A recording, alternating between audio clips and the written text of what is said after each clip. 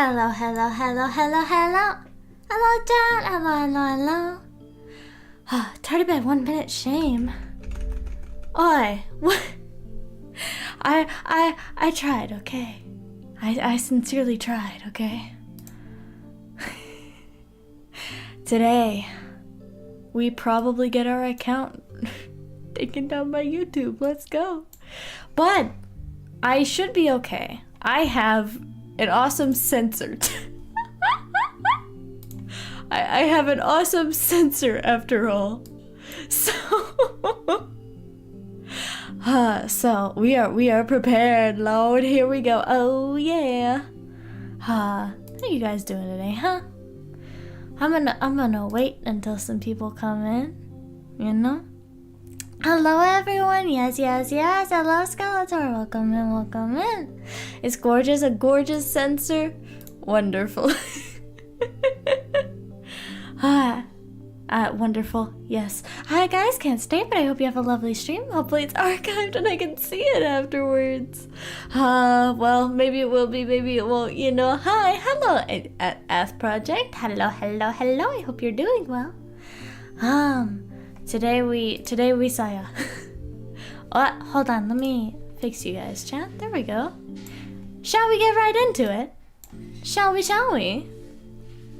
Okay, let's go ahead and load our save. Should be here. Yeah, should be here. Okay. Whew. Don't put all your money into the archive pages. I highly doubt it. It ain't staying up. I'm pretty sure. Okay. Chat, what do I do with you? I will put you guys down there. There we go. Maybe that'll solve everything. You know what? If I have you guys down there though. Nope, don't mind me. Weep. Let me just make myself be over here. There we go. You get to see most of the model today. Isn't that nice? Okay. Let's get into this, shall we? Calm down, why don't you? Ryoko says irritably, turning away to examine the inside of the well. There's nothing you can do from here. We're getting spoiled today, oh yeah. If you thought something was wrong, Koji says to her back, then you must have called the police, right? The police? Still engrossed in her examination of the walls, Ryoko laughs scornfully at the idea.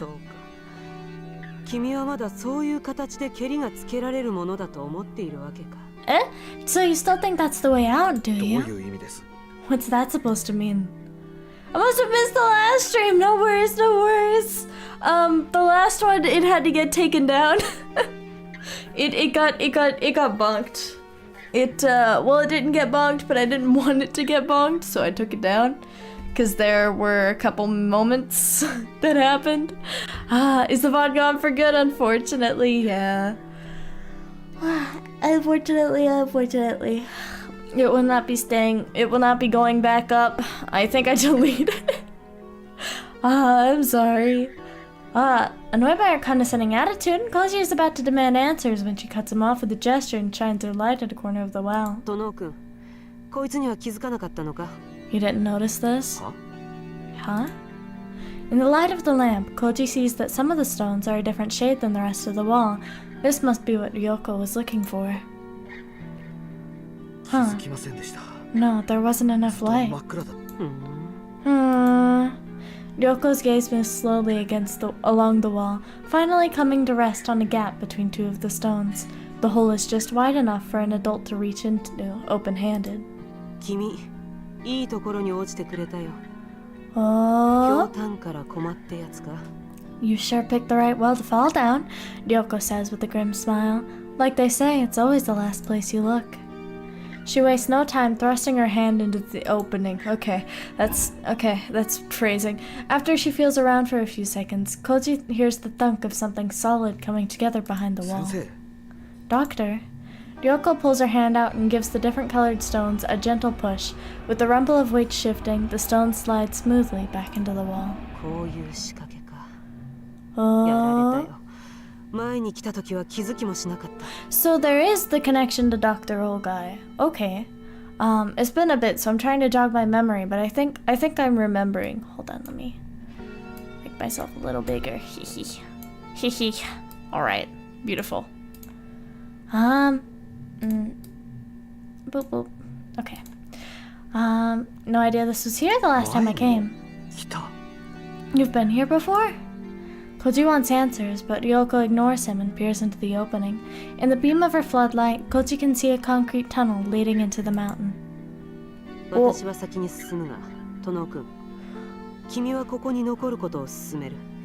I'm going on ahead. You better stay here. Her warning is utterly devoid of warmth. Considering his options, Koji looks from the tunnel to the rope and back again. He's practically sweating now, thanks to the 190 proof vodka you just drank, but although feeling has returned to his fingers, he still doesn't have the strength to climb. That said, the thought of being alone in the well again makes him shiver. I'll go too. Please take me with you. Have it your way.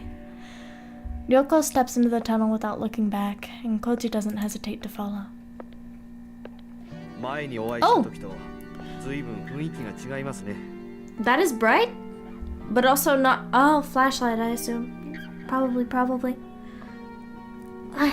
You're pretty different the last time we met, Koji says sarcastically, following Ryoko as she moves cautiously down the tunnel with her light leading the way.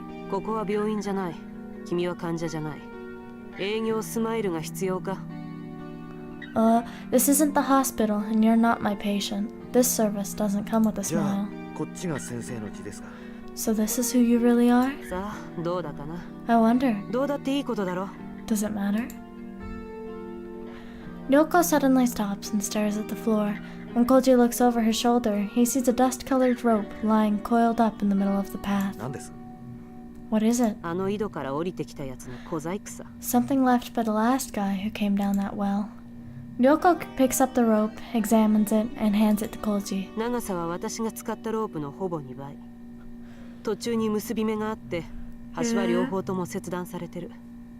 The old butt is gone, reduced to atoms.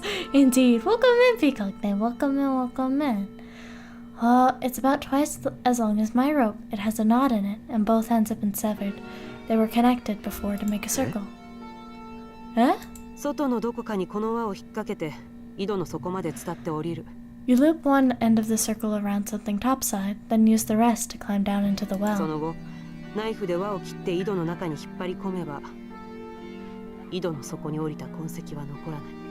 Oh, when you're at the bottom, you cut the circle open and pull the whole rope in with you. That way, there's nothing to show where you went. Ryoko shines her light down the tunnel, revealing that it ends in a closed wooden door about 10 meters ahead.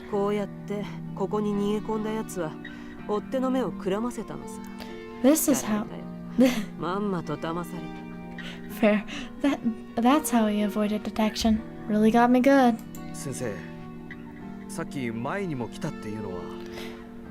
You said that you've been here before.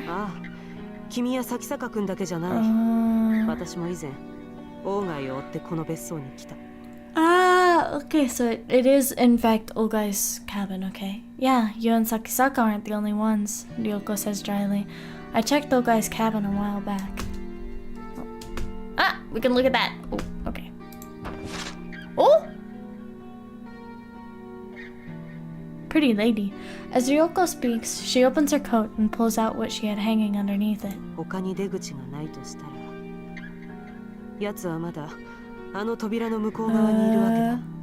If there aren't any other exits. That he's still behind that door. At first, Koji thinks that she's holding a steel pipe. Amazed that she would be carrying a weapon, Koji looks closer and is appalled when he realizes what it really is. Hey chat, hey Rene, hi Stickman, hello. A gun. Let's go. I love America, woo! Except this isn't America, but America, woo! And not one of those sleek handguns that he's seen in the movies, but a double-barreled shotgun. The stock and barrels have been sawed down for easier concealment, enhancing its aura of a brutal efficiency. How you doing, Stickman? What is that? Stickhuman. Is Stickman? That might That might be one of your names now. How do you feel about that? A 12 gauge, Ryoko replies blandly, as though naming a brand of cigarettes. 私にはこいつを持ち歩く資格なんてないし、こんな風に改造するのも銃刀法違反。他に質問は I don't have a permit, and cutting it down would be illegal even if I did. Any other?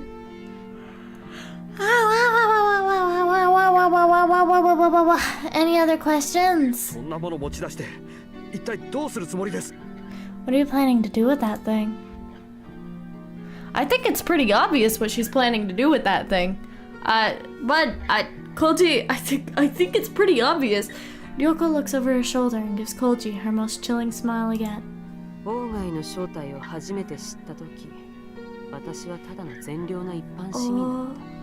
When I first learned what Ogai was doing, I was a model citizen, never even gotten a ticket. The woman whom Koji believed was just a normal doctor waves her sawed-off shotgun menacingly as she continues, her tone sharp and bitter. あの時にこいつがあったなら、私は多分鴎外をきっちり殺せていただろう。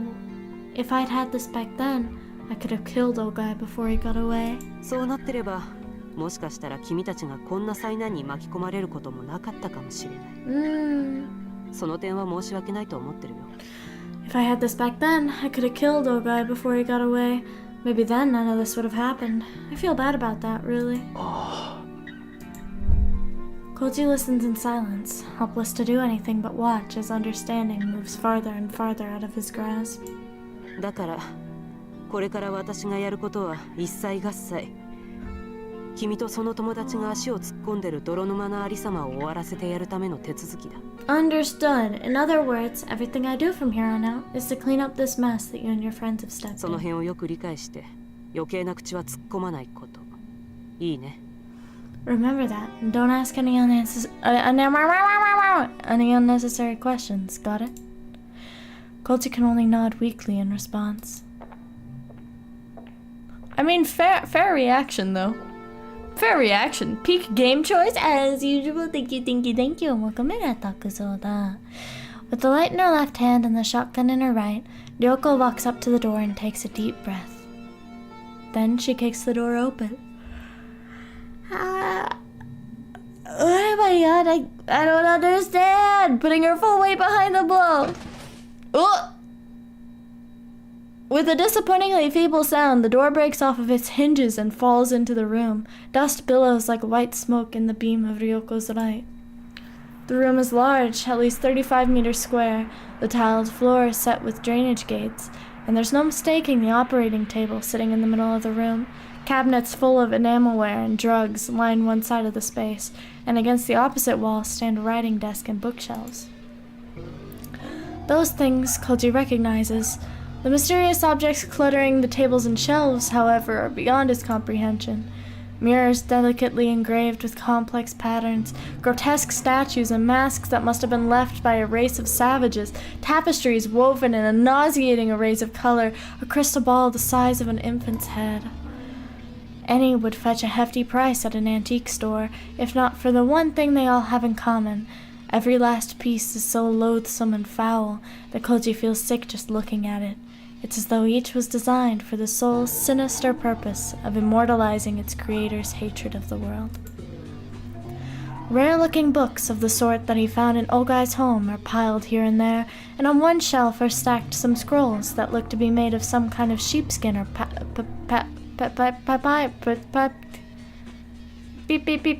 whatever it is, it's not paper. Gotta love general. Yes. Yes. Finally, there are indecipherable chalk patterns and symbols filling every available space on the walls.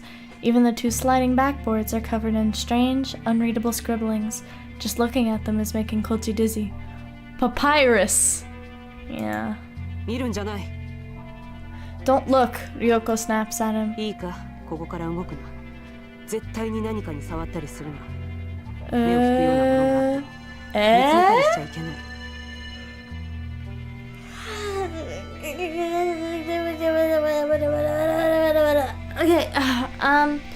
Listen, don't move, and whatever you do, don't touch anything. Even if something draws your attention, don't look at it. So just like stare at the floor, close your eyes. What? まずいと思ったらすぐに目をそらして自分の靴を見ろ。 Oh, わかった。 if you see something that feels wrong, stare at your shoes. Got it? Yeah. Ryoko switches her light's fluorescent runners on and sets it on a nearby table where it can illuminate the whole room. She then holsters her shotgun, only to pull out an even more confusing set of tools, a digital camera and a can of spray paint. She gives the can in her left hand a good shake, switches the camera in her right hand on, and steps up to the blackboard while looking at the camera's side-mounted screen. After recording one set of symbols, she covers it with a thick layer of paint, then moves on to the next. 先生、 Doctor? レッスン1。妙な図形やラテン語の文章とかは絶対に Unusual 読む。 languages like Latin, what? What's that about? Lesson 1. Never look at strange symbols or read anything written in unusual languages like Latin. 機械の目で記録しておいて、後で注意深く調べればいい。現物はその場で塗りつぶすか何かして破壊しろ。Let's go! Avoid Latin! Use a camera to record them for later, then paint over the original. Now that she mentioned it, Koji realizes that she's only looking at the screen of her camera, even then only in short glimpses, and never directly at any of the drawings. I give up. He understands what she's saying, but it still doesn't make any sense. Why do you have こ to... こまで深入りしたんなら工学のために黙って聞いておけ。 Fair? Now that you've come this far, you better shut up and listen for your own あと good. 水晶球とか鏡の類も危ない。下手に Uh... 壊すとヤブヘビになったりするから。とりあえず布でもかぶせるかペンキを浴びせて封印しろ。 Things like crystal balls and mirrors are dangerous. Anything can happen if you break them, so it's best to cover them with a cloth or paint over them for the time being. Koji begins to fear that this doctor might be even crazier than Fuminori. Despite the burst of energy he received from the vodka, Koji is still exhausted from his night in the well. The fear is affecting his body, making him dizzy and nauseous. Soon, the walls are covered in black paint, and the stale air is thick with the smell of と turpentine. りあえずこんなところか。 That should do for now, Ryoko says with relief, then tosses the empty can aside and puts away her video オーガイ camera. って人はどうなったんです？ What happened to Olgai? Koji asks, supporting himself against a nearby table. ああ、そこにいたよ。 Oh, he was over there. Without stopping her examination of the papers on the writing table, Ryoko points nonchalantly to a Chinese-style screen standing in one corner of the room. He was there. Her clinical choice of tense makes her meaning instantly obvious. The urge to see for himself is irresistible. Koji staggers across the room to the screen, taking the utmost care not to look at the scaly octopus thing that is painted on it. Behind the screen is a large easy chair. Although he's never met the man before, Koji's fairly certain that the person sitting in it is Ogai Masahiko. Oh! That is an image. That is most certainly an image. Ogai's corpse must have shrunk significantly while drying in the sealed chamber. The body is barely the size of a child's, with only the business suit hanging from the bones offering any hint of Ogai's former stature. Oh lord, indeed. His empty eye sockets and wide-open jaw are filled with darkness, the same darkness that surrounded Koji at the bottom of the well. Compared to those gaping voids, the tiny hole in Ogai's right temple is almost demure. The revolver that he presumably used to kill himself is still clenched in his dangling right hand. It looks like a child's toy compared to Ryoko's shotgun. Ryoko must have noticed Ogai's corpse while she was spray painting the walls, and still she kept working without batting an eyelash. Impressive, though not exactly surprising after what he's been through. It's getting difficult to remember the last time he spoke to someone sane. But if not for her, Koji reminds himself with a bitter smirk, he would have ended up joining this mummified corpse here, and no one would have ever found him. Koji's vision suddenly dims. He pushed himself too hard, and the spiritus vodka can't help him anymore. He collapses to the floor, unable to hang on to his slipping consciousness, and the last thing he sees are Ogai Masahiko's gaping eye sockets staring at him. Ugh. That's an experience. When he wakes, Koji finds himself laying on something dry and soft. A bed is a bed, he thinks to himself, even one that smells of mold and dust, and especially after sleeping in cold mud all night. There are no lights hanging from... Do my lungs want me to... Hello? Hold on.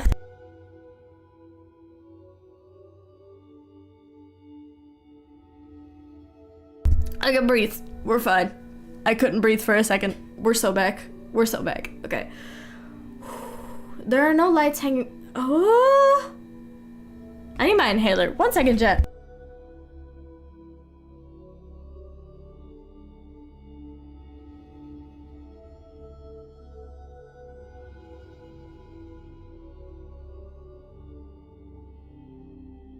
Never mind, I don't know where my inhaler went. Where did my inhaler go? Jet? Jet? Did we just die today? Is that what we do? Ah, no, it's over here. Okay. Awesome. Mold and dust. Indeed. Okay. Shaking inhaler. Shake, shake, shake, shake, shake, shake, shake, shake, shake. And then I will go silent for like... I forget how long you're supposed to do it, so I'll just hold my breath for like 30 seconds if possible.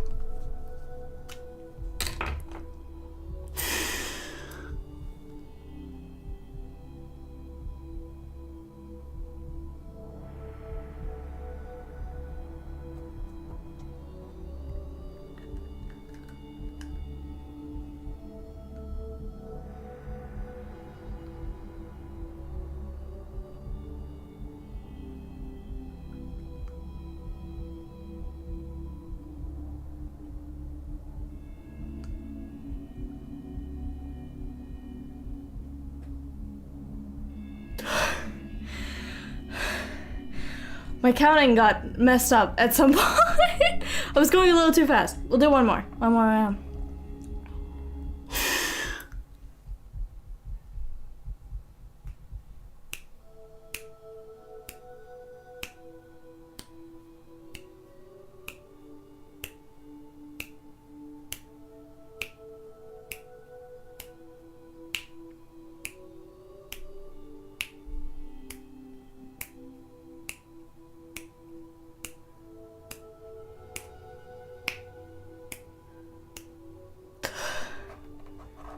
Okay, we should be good.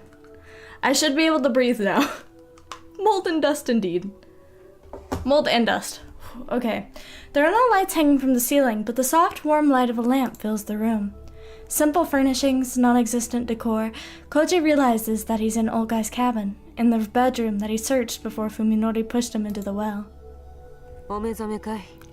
You awake? Yeah, I am now. Ryoko is sitting in a chair against the wall, her expression blank as she studies the pile of documents on the table in front of her. She must have brought them up from Olgai's underground lab. She turns a page, then takes a bite from the sandwich in her free hand. If you feel up to eating, there's food over there. Without looking up from the file, she gestures toward the convenience store bag sitting on the nightstand. How did I get here? Koji can't imagine that a woman, even a woman like Ryoko, could have climbed out of the well with him on her back. There was a door behind one of the bookshelves down there, Ryoko mutters, taking care not to let the explanation interfere with her reading or eating.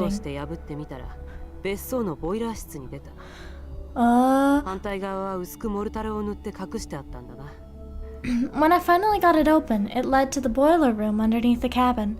The other side was hidden with a thin layer of mortar.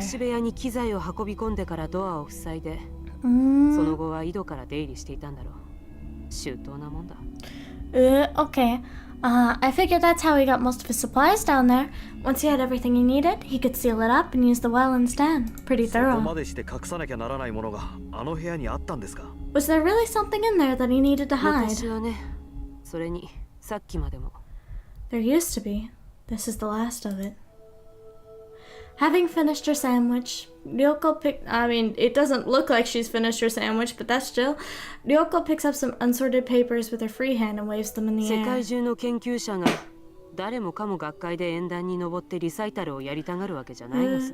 Not all scholars want to get on a stage at a symposium and show their research to the world, you know. 最後には自分のしたいもろとも秘密の墓穴にしまい込んで満足するような、そういう変態野郎もいるんだよ。Some nutcases get their kicks by learning secrets no one else knows, and by being buried with those secrets in hidden tombs that no one will ever find. Koji still hasn't the slightest idea what Ogai's secret might have been. From what Ryoko said in that tunnel, however, he can guess that Fuminori is somehow involved. 文則はどうなっちまったんですか？ What happened to Fuminori?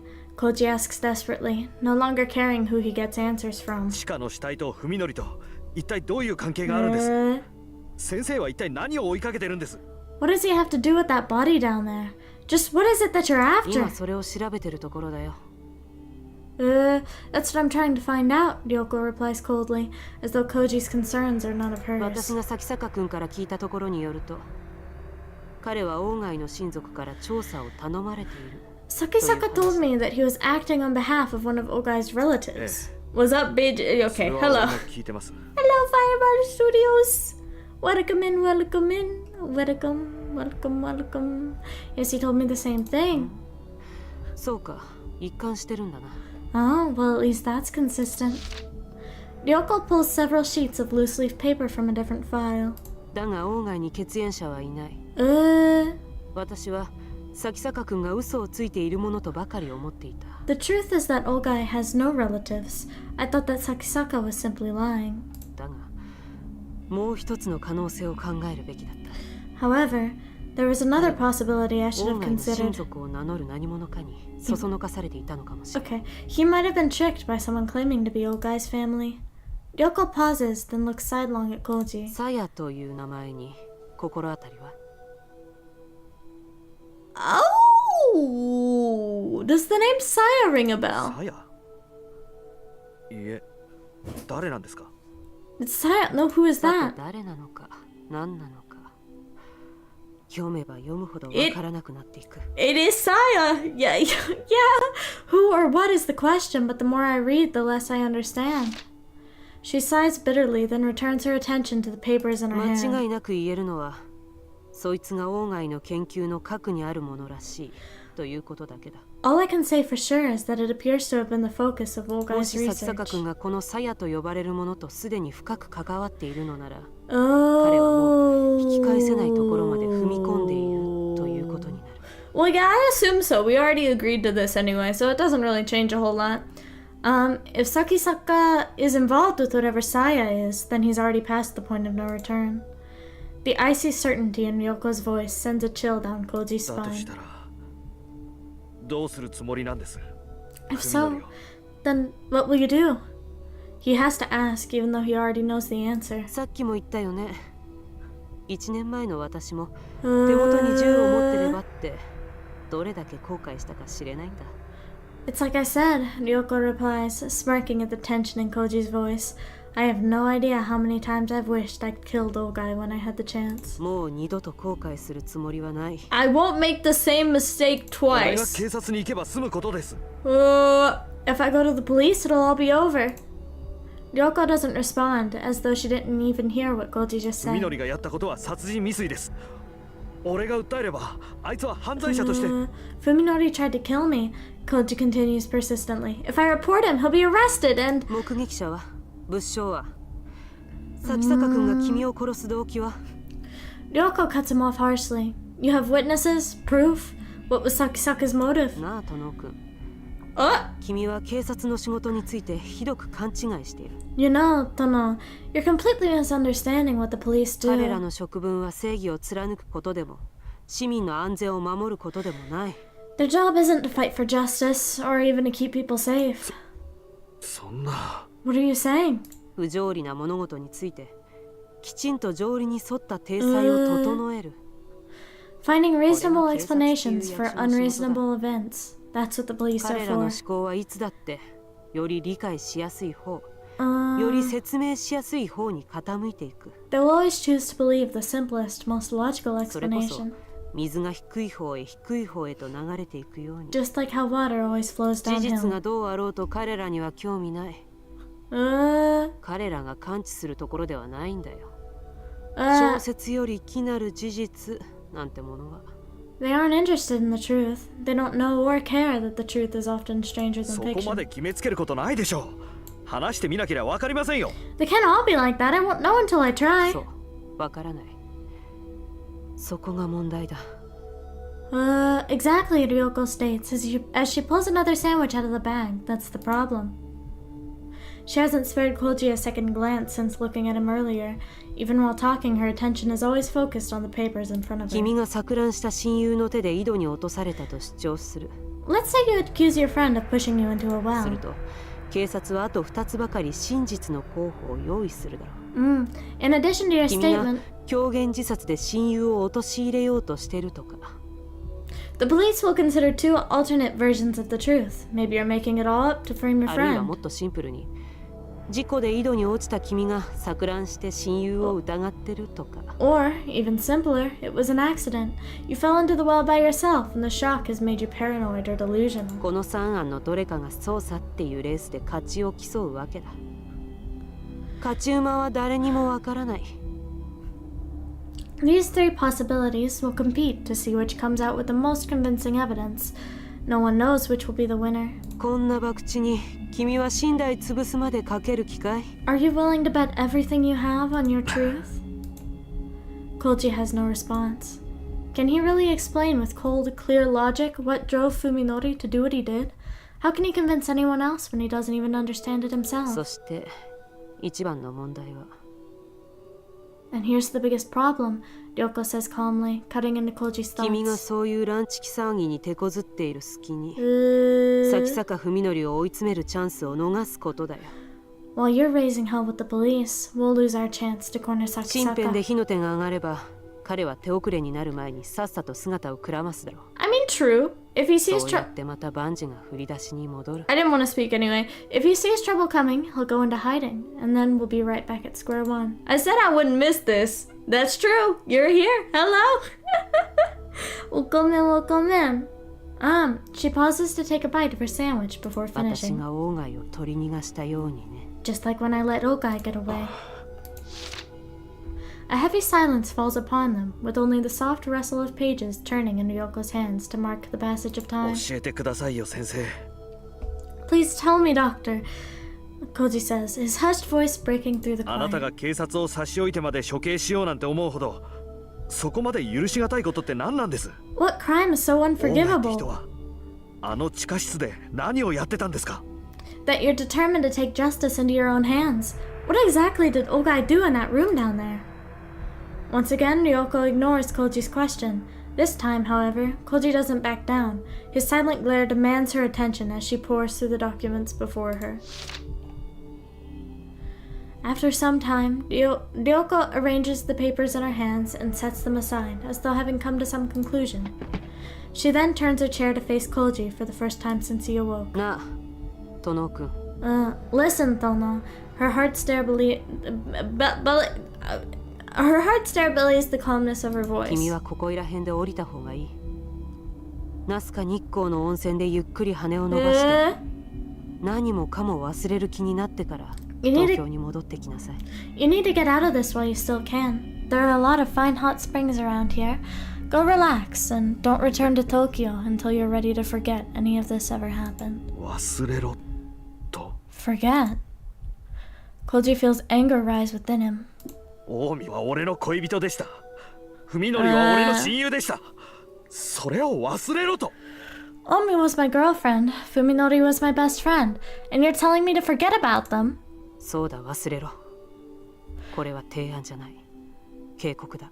Yeah, forget about them, Ryoko replies, coolly rebuffing Koji's anger. This isn't a suggestion, it's a warning. 今まではどうであれ。これからの君の人生にその二人は一切関わりを持たないだろう。断言してもいい。 Whatever they were to you, that's all over now. You'll never see them again. I guarantee it. じゃあ筑波は？ Then what about Tsukuba? Koji shouts, unable to control himself. 彼女はどうなる？あの子は電話口で俺に助けを求めてた。どこかでひどい目に遭わされてたんだ。 She begged me for help on the phone. Something terrible was happening to her. そりゃ何十時間前の話かね。 And how many hours ago was that? 私が君を助けてから何時間経ったと思う？そうでなければ井戸の中の君があと何時間持ったと思う？ Do you know how much time has passed since I saved you? How much longer do you think you would have lasted down there if I hadn't? She shakes her head. 彼女は逆に死んでるだろう。 Well, 誰もが君ほど幸運だなんて思わない方がいい。 about that, she's not dead. She's brain dead, but she's not dead. No. Then declares coldly, it's too late. She's already dead. Don't expect everyone to be as lucky as you. あんたは You heartless. Koji growls, unable to suppress his あの anger. 井戸で俺の死体を見つけてもあんた We'll see about that. I 思わなかったんだろう guess な it's last we know she's not dead. She's being kept for entertainment purposes. If you found me dead in that well, you wouldn't have thought anything of it, would you? そりゃ覚悟してたからね。 I was prepared for that, ま of さか生き course. てるとは思わなかったよ。 Ryoko says with a shrug, unfazed by Koji's ire. I hardly expected to find you alive.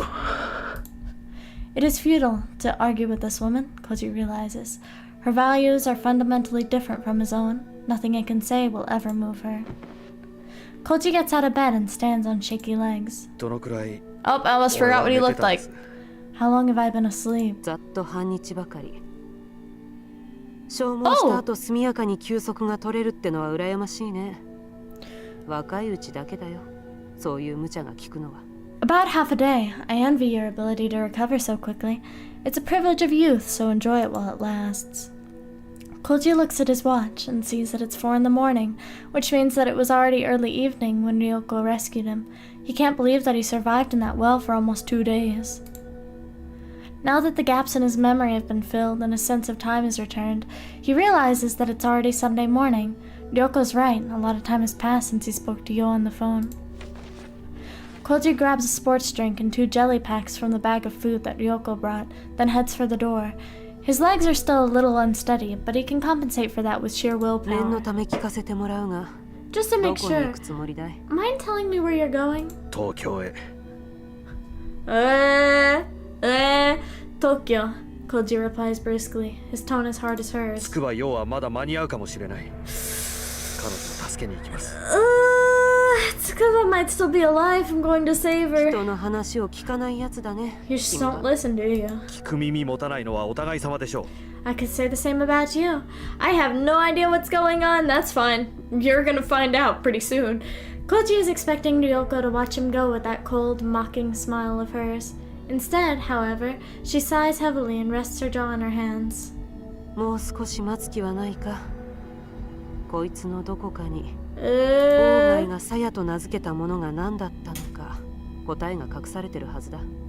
Can't you wait a そい little つを longer? 突き止めてちゃんと対策を講じてから動くべきだと私は思う。 To talk? Apparently I can. Apparently I have to. Can't you wait a little longer? Somewhere in here, she thrusts her chin at the mountain of papers in front of her, is the answer to what this thing called Saya is. I think I should wait until I figure that out and come up with a plan to deal with う it. つくばが死んでると決めてかかってるあんたなら当然そう思うでしょうね You would think that, since you're already convinced that Tsukuba is dead. In truth, Koji is extremely uneasy about going it alone. At the same time, however, he knows that he mustn't depend on Ryoko. She's made it clear that she doesn't care about saving lives. Teaming up with her will only make it more difficult to salvage anything out of this nightmare. 殿くん、 Tona? Ryoko calls just before Koji steps out the door. 仮にも一度は殺されかかってるんだ。もう二度と殺されるな。You almost got killed once already. Don't let it happen again. She picks something up from the table and tosses it to Koji. When Koji catches it, he feels its solid weight fill his hand. これは This is... Koji stares at the menacing shape of cold metal. Where is Forg? Forg ain't here today. This ain't about Forg. It's a revolver, the same one that was clenched in old guy's skeletal あと fist. 4発入ってる。安全装置はない。引き金を引くだけで弾が出る。 It has 4 more shots. There's no safety, so just pull the trigger to どこで fire. どう使うかは君の判断に任せるよ。 How you use it is up to you. If Koji were his usual cautious self, he would not hesitate to reject the dangerous offering. The only time you truly need a gun was when all hope is lost. He'd prefer not to fight a losing war. And yet, even without knowing it, Koji has already set foot into Ryoko's world. Choosing instinct over reason, he accepts the small but deadly weapon and stuffs it into his pocket. There is no question that Koji intends to save Yo and bring Fuminori to answer for his crimes. In the back of his mind, however, he can hear the footsteps of ruin approaching.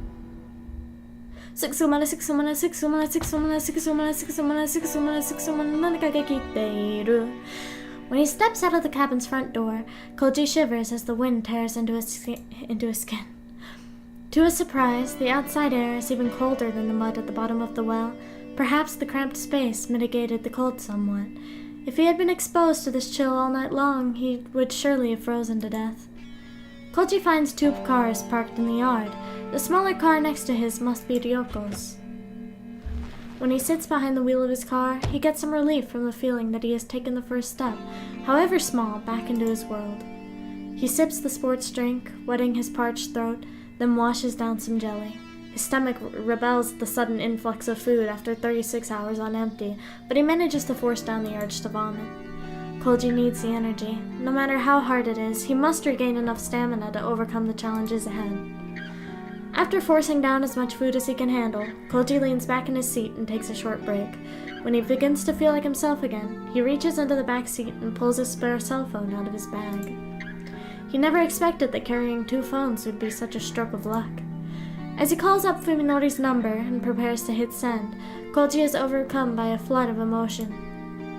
Rage, despair, sorrow, pity. He is unable to decide what to feel toward his friend. However, there is no time to dwell on the past. Every second lost diminishes the chance of saving Omi and Yo. Koji refuses to consider that it may already be too late. He steels himself and presses the button, then holds the phone to his ear as it rings. The shrill sound seems to go on for longer than it ever has in his life. Right now, Fuminori's phone must be displaying the name of the caller. Koji wonders what his reaction will be when he sees it. The call goes through. In the silence of the other end of the phone, Koji senses surprise, apprehension, and dark fury. Feeling slightly gratified, Koji delivers the first jab. そんなに意外か、死人からの電話は。What? Weren't expecting a call from a dead man? 驚いたね。どうやって？ I'm surprised. How did you manage it? As Koji is about to answer, an idea suddenly comes 井戸 to の底 him. に仕掛けがあったのさ。地下の隠し部屋に行くためのな。There was a secret passage in the well, Koji says, a plan forming rapidly in his mind. It led to an underground hidden lab. He pauses to let that sink in. Then, with satisfaction filling his voice, he 会えた says, ぜ。大貝正彦と。 I met Ogai Masahiko. Fuminori's gasp tells Koji that the advantage is his. Keeping his voice bold, he decides to further exaggerate the 何もか truth. も分かった。さやってやつのことも全部。お前たちは終わりだよ、文則。 I know it all. Everything about Saya. You're finished, Fuminori. 何もかもバラしてやる。ところ構わずにぶちまけてやる。 I've 証 got 拠はちゃんと揃ってるからな。 I've got all the proof I need to blow this thing wide open. You won't even see it coming. You! It's obvious from Fuminori's tone that his rage has overwhelmed his reason. Koji's bluff is working perfectly. His victory is tainted, however, as Fuminori's response to the name Saya brings a cry of anguish from the corner of his heart that still wants to believe his friend can be saved. 咲坂君がこのサヤと呼ばれるものとすでに深く関わっているのなら If Sakisaka is involved with whatever Saya is, Ryoko's words play back in his head, sounding even colder than before. 彼はもう引き返せないところまで踏み込んでいる Then he's already past the point of no return. He mustn't allow emotion to sway him. 文則、近江と筑波はどこだ？ Where are Omi and Yo? Koji suddenly switches topics, trying to keep Fuminori off balance. It all comes down 俺 to にだって this. 情けはある。お前の出方次第では考えんでもない。 Depending on your answer, I might be willing to cut you a deal. お前がこれ以上誰も傷つけないというのなら、俺にしたことは忘れてやる。この別荘で見つけたことも。 If you swear not to cause any more harm, I'll forget about what you did to me and about what I found at the 俺だっ cabin. てこれ以上、お前とさやに関わり合いを持つのは願い下げなんだ。近江たちさえ無事に戻ればいい。 I don't want anything more to do with you and Saya anyway. All I want is for Omi and Yo to be safe. 海とようね。 Omi and Yo. Fuminori's voice trails off. He's obviously trying to decide how far Koji can be trusted, and whether there's room for negotiation.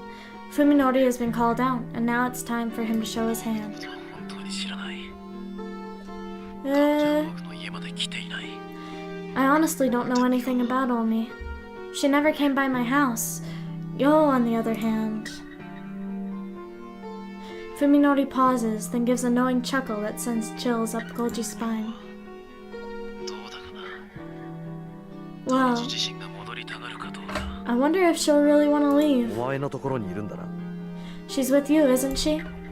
Koji is relieved to learn Yo's location and that she is at least still alive. At the same time, however, he remembers that horrifying phone call. It is clear now that Fuminori played some part in Yo's suffering. Had she already fallen into his trap back then? What has happened to her? How is she being 彼 treated? 女はね、念願かなってようやく僕の持ち物になったんだよ。 Ugh, her wish has finally come true, でも、ようやく実を結んだわけだな。 Fuminori says with venomous sarcasm. She's my property now. I don't like that. I guess you and Omi got what you wanted after all.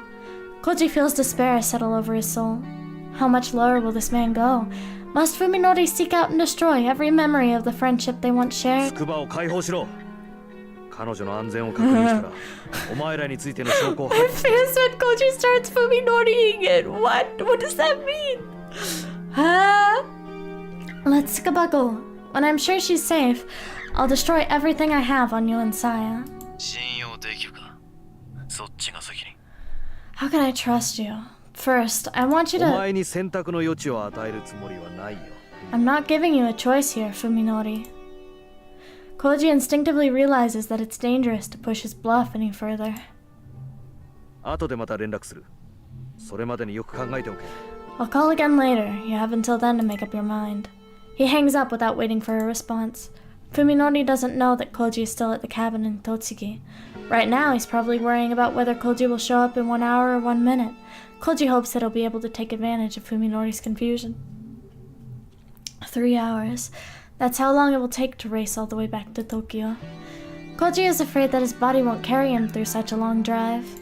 That's not that bad. His mind is clear, but his limbs still feel half asleep, like they're weighted down with lead. Although he knows that he has to stay resolute, Koji still longs for the peace he had just a few days ago, when life or death struggles were the furthest thing from his mind. Back then...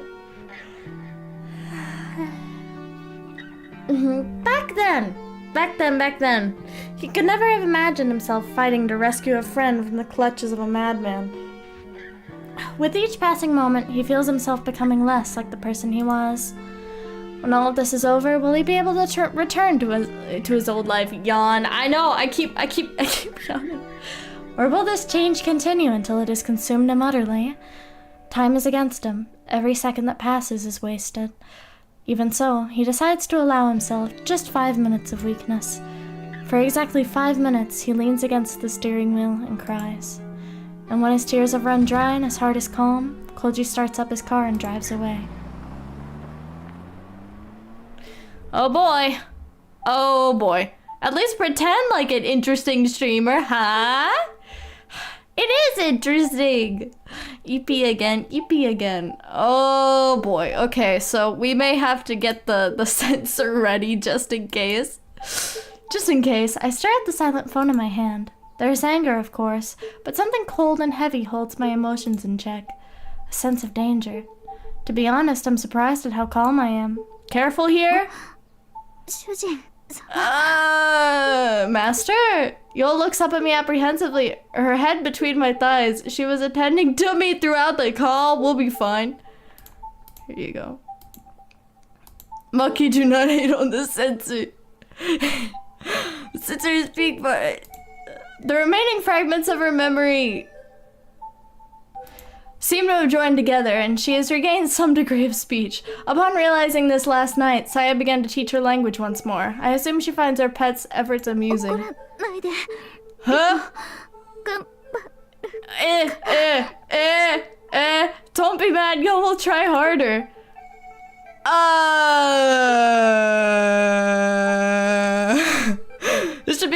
questionable scene, I believe. Okay, I'm just gonna... You guys read that, right? At first, I considered making her stop. When I gaze into her puppy dog eyes, however, I begin to think differently. Thanks to Saya, I have family once again. For the first time, I am becoming aware of the responsibility that places on me. What have I got myself into? It's something. I am now the head of a new Sakisaka household, as well as the only male member. It is my duty to protect, comfort, and ensure the happiness of the women living under my roof. With that in mind, I know I mustn't show fear or confusion. That would only cause them distress. Continue. Yes, but I entrust myself to. Okay. Do I have to read that out loud? What if I got myself into? That's what I'm thinking. Free fire sensors.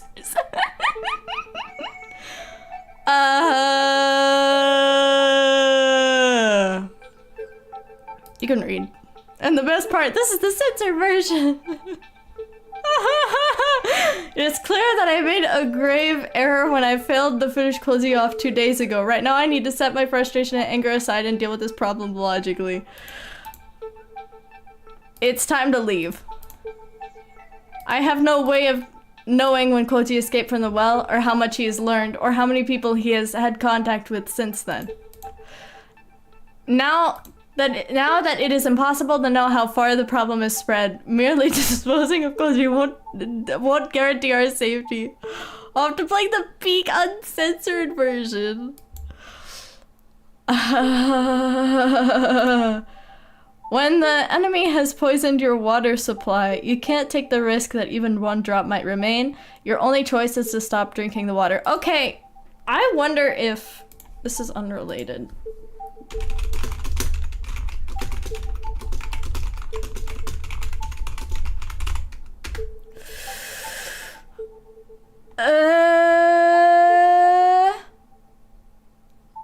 Okay, so I was wondering, because I've been curious about it lately. The Yosuga no Sora VN. I don't know where I would get it, but I've been curious about it lately. Anyway. You can't take the risk, blah blah blah blah. Oh, okay. Just in case. Oh, we're good. Fuminori, who are you talking to? Saya returns from the kitchen, where she'd gone in search of a midnight snack. She's munching on her favorite spare ribs. Purging myself of unease and impatience, I respond with a casual shrug. Yosuga no Sora, what? The visual novel. The VN. You know?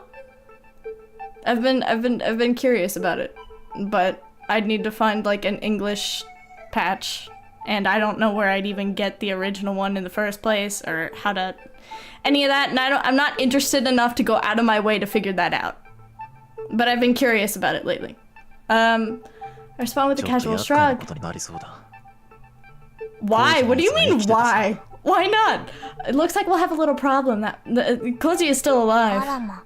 Oh dear. By breaking the news suddenly and without any trace of anxiety, I am able to avoid frightening Saya. Instead, she is merely surprised. I knew that remaining calm would work.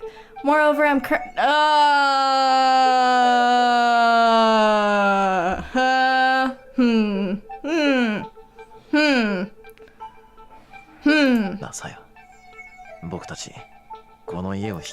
It might be best if we leave this house.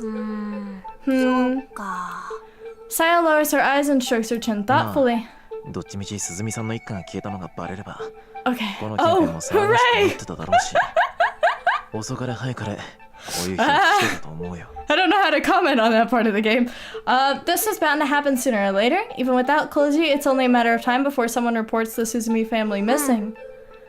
Yeah, Saya nods. I can tell that she's reluctant to leave, but at least there's no sadness in her expression. Everything will be fine. I will protect my life with Saya just as I have up until now. I have that power. Knowing that we've overcome one problem fills me with new confidence. Now then, we better get ready now, just in case. Okay. Okay. We can travel light and take the Suzumi family car. I'd better withdraw everything that's left in my bank account and carry it as cash. I'll also need a weapon, something more reliable than a butcher's knife. Koji will most likely follow. He thinks that Yul can still be saved. However, I'm not abandoning this house just to run away. As long as Koji knows our location, we're stuck on the defensive. Leaving gives me the chance to regain the initiative and deal with him at a place of my choosing. My questions grow stronger. Why? What are you currently questioning? What? The next time we meet, I'll kill him with my own two hands. I'll make sure to wring every last drop of life out of his body. A shiver runs through me as I anticipate the battle ahead.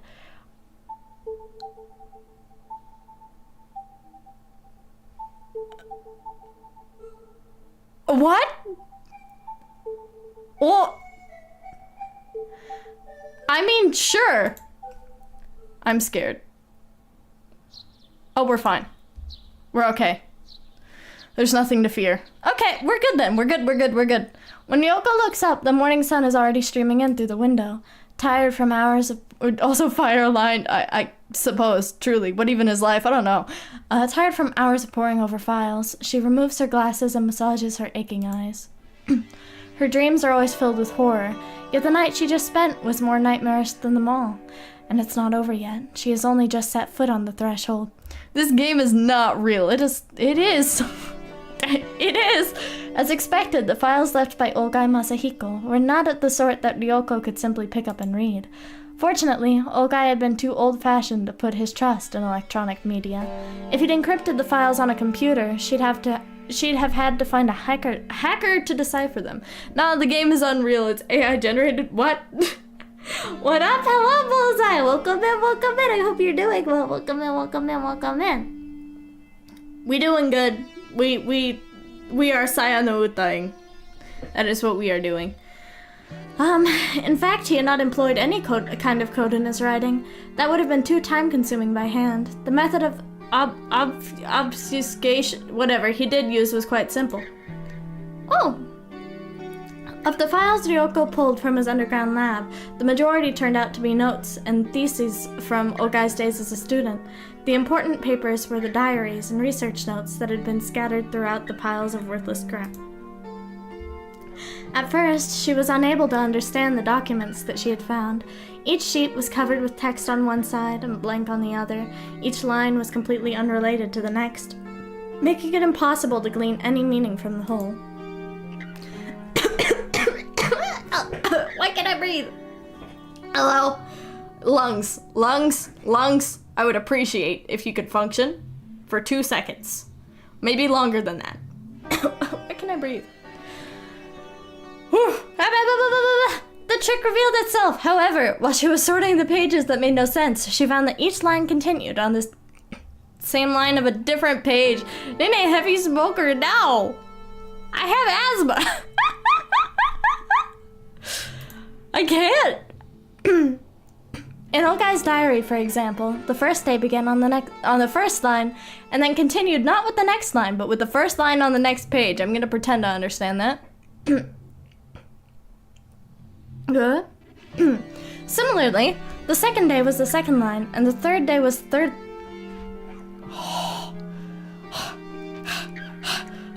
I cannot take more from my inhaler. I mean, I can, but I'm good. My device was behind. I forgot to refresh. Oh no. I feel glad that you're doing well. Julie! I mean, yeah, you know what? Fair enough. Yeah, I'll do more of my inhaler so I can breathe.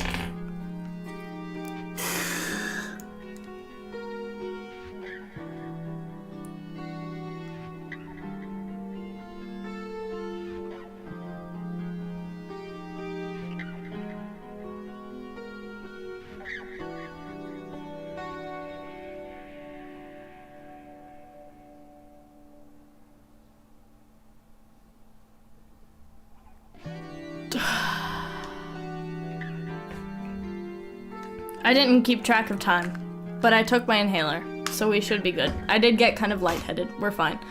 Maki what? Eh? Wait.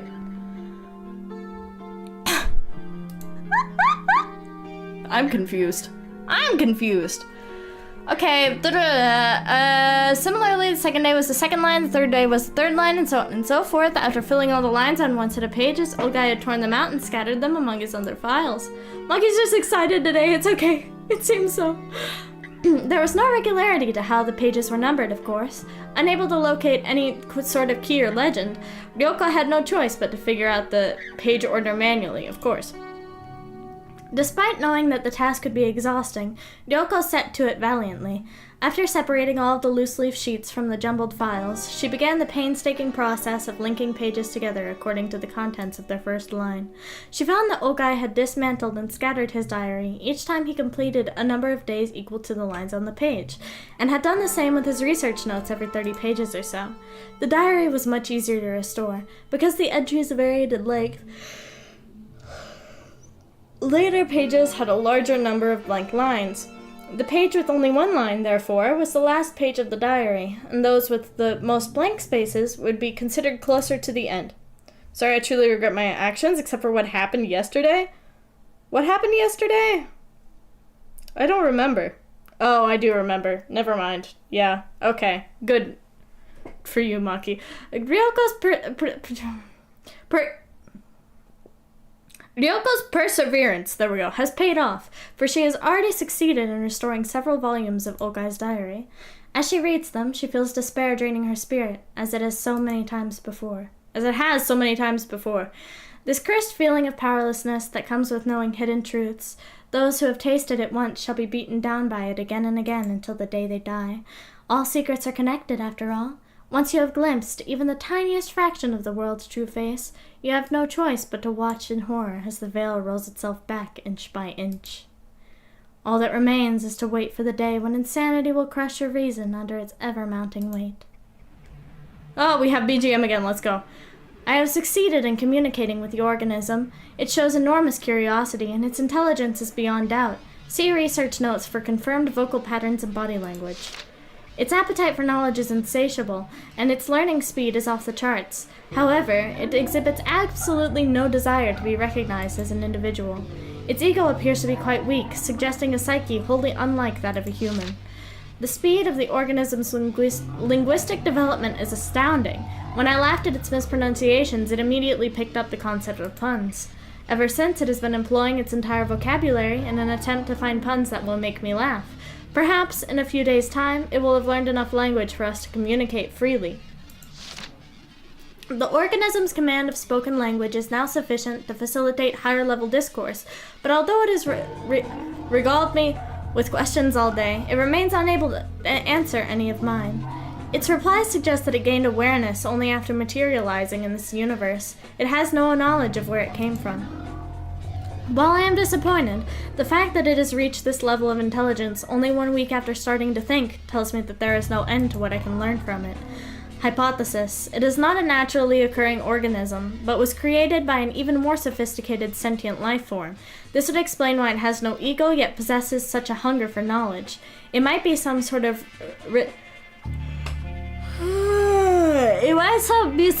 drone that was sent here from another world.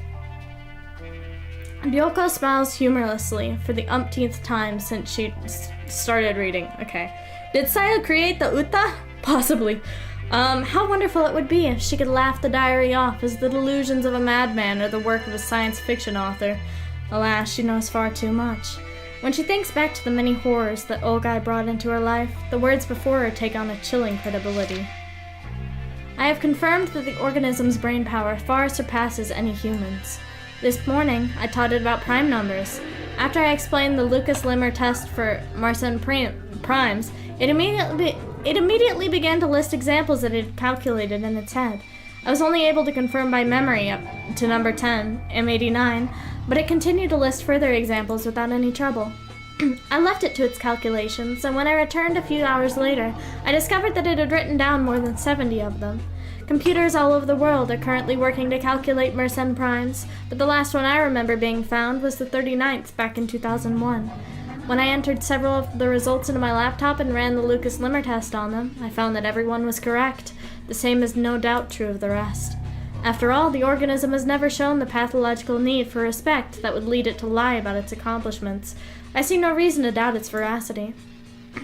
If I could reveal to the world an expedient method for discovering Mersenne primes, the prize money would make me a billionaire. Of course, my current research is worth far more than any sum of money. I must keep it secret. The organism's computational speed exceeds that of even the most powerful supercomputers. I can only conclude that its cognitive faculties are beyond anything humanity can imagine. At the organism's request, we have begun a new field of study. Despite its immeasurable aptitude for mathematics, it now desires to concentrate on sociology and the natural sciences. Perhaps our math problems are simply too elementary for it. It has shown especially keen interest in the means by which organisms reproduce and multiply. As it possesses nothing that could be called emotion, I hesitate to use this description, but when it learned about DNA, it seemed somehow excited. In fact, the organism itself seemed surprised by its reaction. When asked about the nature of the impulse, the organism decided to label it instinct. If this description is indeed accurate, then this is an extremely significant development. I don't know what this game is, but your voice makes me invested somehow. Really? Thank you. Yeah, it's very interesting. I don't know how to explain it either, but I'm glad that you have an interest. It would mean that there is a deeper level to its psyche than just the knowledge it has acquired since coming to this world. If I can use this discovery to trace its roots, I might be able to learn what it truly is. Note: candidates for the plane and world of the organism's origin are discussed in my writings on the Silver Key, filed separately. I spent the whole day carrying books into its room. Apparently, the organism is no longer satisfied by the knowledge I am able to impart. It should come as no one's surprise considering its linguistic prowess, but the speed at which it consumes texts is astounding. The diary continues for some time, chronicling the intimate relationship between Ogai and the organism. In the back of her mind, Ryoko imagines the old doctor climbing down the well in the middle of the night to hold congress with some inhuman creature in that bizarre laboratory. It's okay, you're doing great, champ. Thank you. The image is disturbingly similar to the nightmares that have shattered the silence of many nights with their screams. What follows, however, makes even her worst nightmares pale in comparison. The organism has made a very strange request. This is the first time it has asked for anything other than food and reading materials. I can hardly believe it, but it wants to... What? What? It wants to consume the sperm of living creatures. This is separate from its desire for food. Once again, it is describing this impulse as instinctive. Now that it has declared itself a life form that requires... What? What? What? Oh,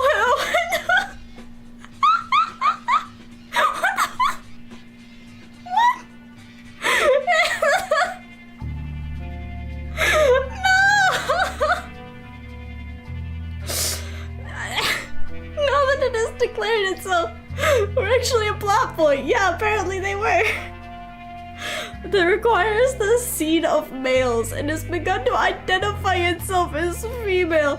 After today, I suppose I have to start calling the organism a she. Oh, did you actually play the Xeno remake yet? What are you talking about? This is not what it means to be female. Gender positive organism, let's go. Is the personality that she has begun to exhibit really just an imitation created for her amusement? Ever since she started to immerse herself in our literature, she has been acting astonishingly human. She identifies herself as female and already possesses an enormous store of cultural knowledge. Is she trying to create a human identity for herself based on these? I have seen her laugh, grow angry, and today she cried. Is she just copying our emotional displays? If not, then is she already... I would say it's a lot to digest, but yeah. Is the soul something that any intelligent life form can acquire? I feel that I am witnessing something more mysterious than the genesis of life itself. Today is her birthday. Although it is a year late, I want to give her a special gift. Saya was the name of my mother's cat. In childhood, she was my sole friend and my beloved. I decided long ago that if I were ever blessed with children, I would give this name to my daughter. Happy birthday, Saya. Let this be the name of your soul. You have earned it. The ability that... Okay, the ability that Saya has discovered in herself is showing more extraordinary results each day. A piece of clothing fell off of my chair. So it's okay to do the organism. I don't know about that. I don't know about that. I have no doubt that she is a kind of artist. What exactly is it that she created in her body from the rat semen I gave her? At this point, I can only surmise that it is a type of retrovirus, a reverse transcriptase enzyme that creates exactly what she desires. The rats that have been transformed by her art are so beautiful now. Female enough, I guess. I guess. Rats. Oh, the rats. Okay, let me pick up this piece of clothing and toss it on my bed. Okay, wonderful.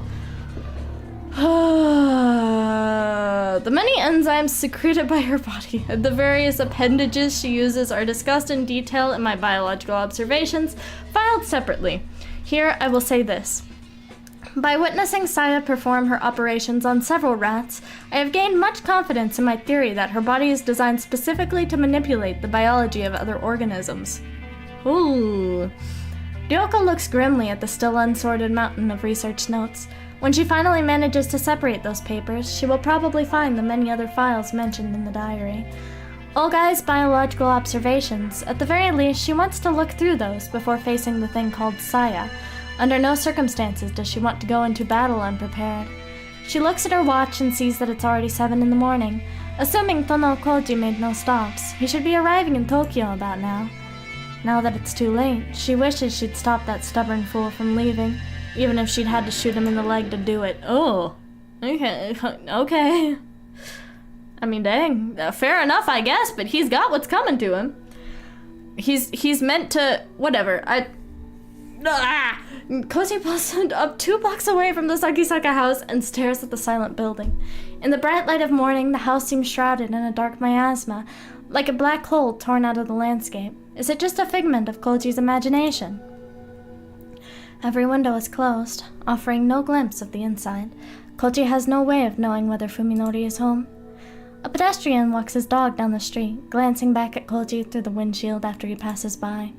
Koji isn't surprised by the attention. He hasn't bathed or changed clothes since spending the night buried in mud, so he must look like a vagrant even inside his car. When he looks into the rearview mirror, he sees a haggard visage.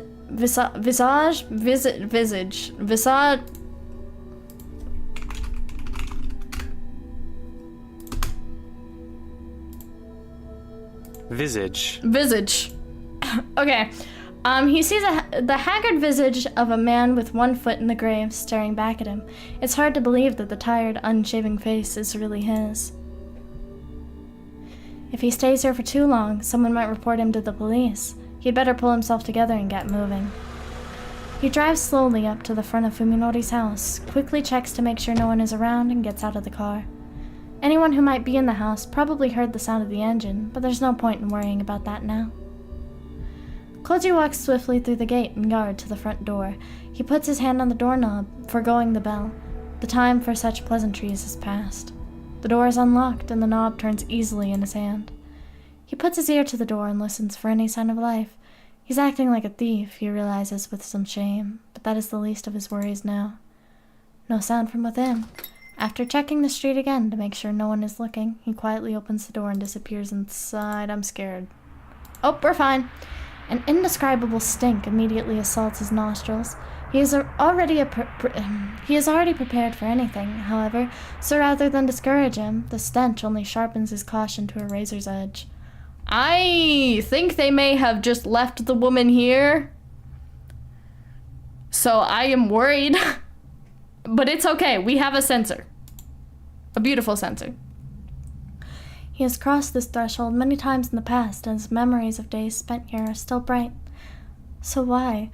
Why does he feel the same ominous, blood-chilling aura that permeated Olgai's home and cabin? Anger and sorrow seize Koji's heart, as though a dear friend's grave has been defiled. The censor! Yes. Koji doesn't remove his shoes before entering. He knows why he's here, and it's not to be polite. Every storm shutter is closed, filling the house with gloom. and he can see nothing but pitch-black darkness through the open doors in the hallway. He should have brought his flashlight from the car, he thinks ruefully, then remembers that he dropped the light when Fuminori attacked him. It's still lying in the backyard of the cabin in Totsugi. W sensor, yeah! The house might be empty, then again it might not. Each particle of the air seems charged with silent menace. Is his enemy lurking somewhere in the darkness? It's not hard to imagine Fuminori waiting for a chance to take him by surprise and finish what the well failed to. I'm scared. Koji walks down the first floor hallway, then climbs the stairs and checks the second floor too. He moves slowly and carefully, keeping his senses sharp, but feels nothing watching him from the shadows. After completing his round safely, he is convinced that the house is empty. Okay. He suddenly realizes that his right hand is touching the cold steel of the gun in his pocket. Did he intend to draw the weapon upon encountering Fuminori? Now that Koji thinks about it, his own actions seem mysterious to him. What is he planning to do when he meets Fuminori? Will he lay into him with curses and epithets? Epithet. Okay, you didn't need to say it like that. Okay. Will he force him to turn himself in? Or will he... Koji shakes his head. This isn't the time for such hopeless questions. If he keeps thinking, he'll stop moving. If he stops moving, fear will paralyze him forever. His only choice is to keep marching on. He has to close the distance to his prey. In any case, Fuminori isn't home. What form their reunion takes will probably be decided at the moment of their meeting. All Koji has to do is not hesitate when the time comes. Still, why does the whole house smell like stagnant water?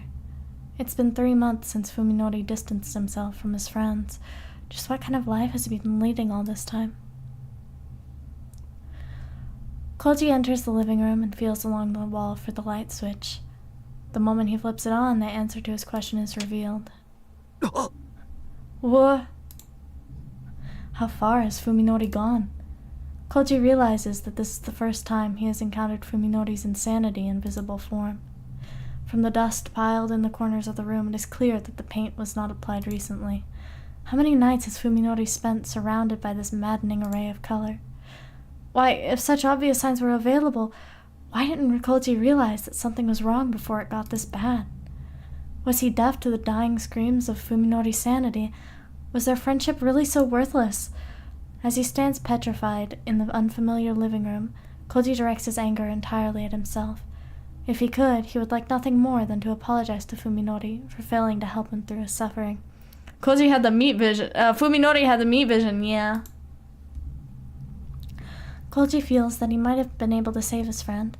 Perhaps he is arrogant to think so, but if so, it is arrogance born of kindness. Koji passes through the living room and opens the sliding door that leads to the kitchen. When he enters, he finds that the most disturbing of the house's many stenches is strongest here. Blood. The room is redolent with the smell of countless layers of blood grown stale over time. He peers into the well-used sink. Around the rim, he sees faint, brownish-red blotches that water alone couldn't rinse off. Even more obvious are the stains on the dish rag. Such stains are proof that the rag has been used and reused countless times, but what could it have been used on to make it that sickening burgundy color? Koji stares at the refrigerator next to the counter, as though it were a monster waiting to swallow him whole. He stands motionless until he is able to work up the courage simply to touch it. Then he steels himself, grabs the thick handle, and opens the door. First he'll check the freezer, then the refrigerator.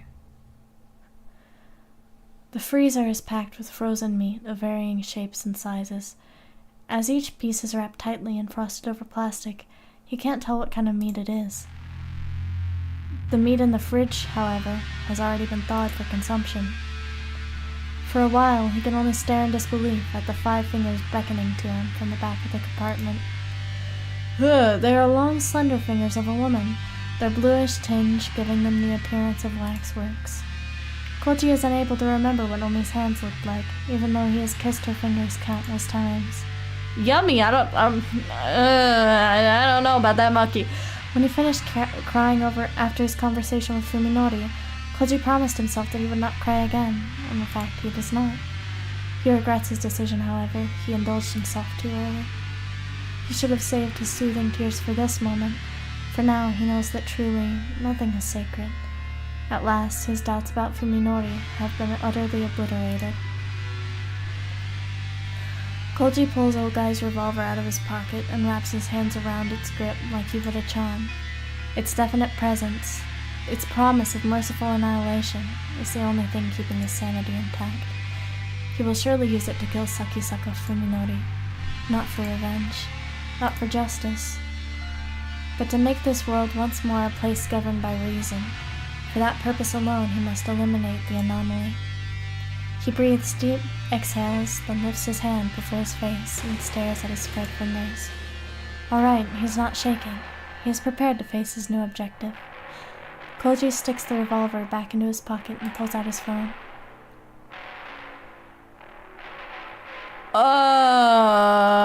Why do I get to choose? Why do I get to choose? This is silly visual novel. Why do I get to choose? Chat! We can call Fuminori, which is gonna surely lead to... I don't know, you have one choice. No pressure. Yeah, no pressure at all.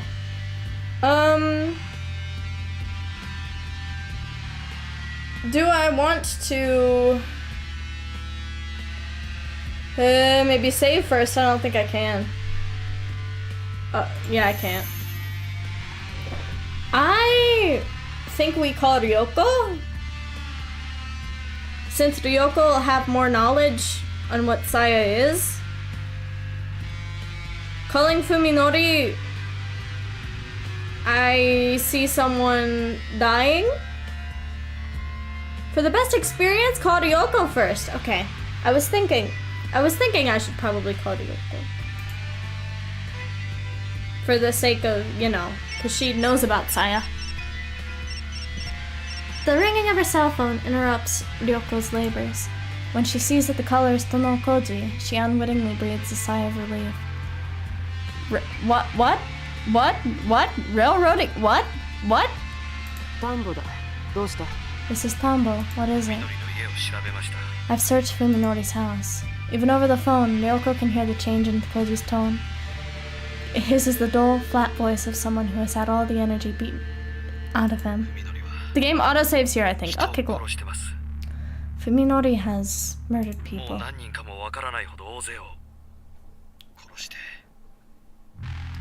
He's killed too many people to count, and he's eating them. His first steps into Ryoko's world have already brought him face to face with something particularly gruesome. In consideration of his probable state of mind, she decides to say nothing. Omi is dead, Koji continues. Tsukuba mo...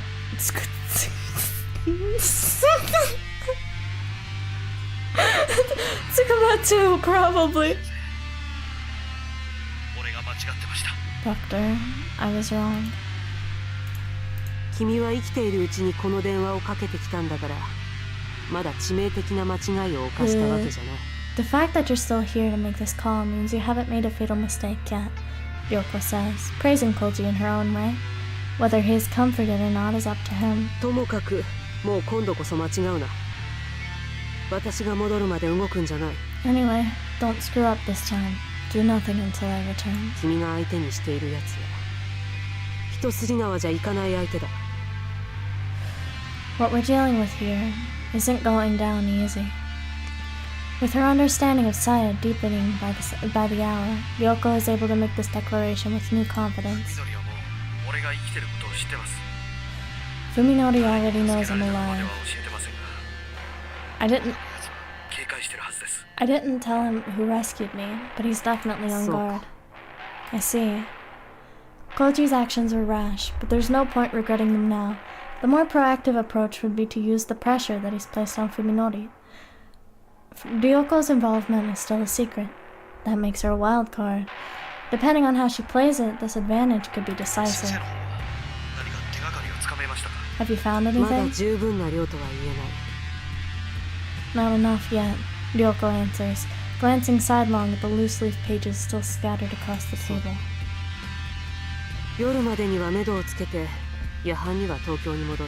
Let's see. I'll wrap this up by evening and return to Tokyo around midnight. それまで君は余計なことをせず、おとなしくしている。 You stay out of trouble until then. Got it? はい。 Yes. The lack of emotion in Koji's voice is actually reassuring to Ryoko. He's a machine now, able to do whatever it takes to accomplish a single goal, the extermination of Sakisaka Fuminori. He's even willing to accept help from Ryoko, whose principles hardly mesh with his. A praiseworthy change indeed. After Ryoko hangs up, she gloomily counts the stacks of loose leaf that still need to be restored. There's no time left. She'll only be able to get the general picture. If she has to go into battle with only fragmentary knowledge, then there's one thing that she absolutely must decipher. Okai's biological reports, which should contain information on the strengths and weaknesses of the organism called Saya. All she can do now is pray for luck as she dives back into the mountains of paper. Yeah, it seems so. Alright, we're back in Fuminori's world. Let's go. Today was the first time I've driven since my accident last summer. The proposition was always too dangerous to consider, given my inability to recognize roads and cars. Things have changed, however, in the 3 months I've had to adapt to my condition. I know what cars and pedestrians look like now, and even though I can't exactly see colors, I've learned to decipher lights and turn signals. Oh boy, yep. We are back. I still can't read street signs, of course. Nevertheless, I managed to make it safely to our destination with Saya and Yo in the back seat. It was Saya who came up with the idea for our new hideout, an abandoned building she discovered while living with Dr. Ogai. In these hilly suburban residential areas, it's not hard to find thick patches of undeveloped forest just off the beaten path. Saya's old playground is located in one such secluded area, unaffected by the flow of everyday life. You know what I just realized? Saya said something earlier on in the game about Fuminori's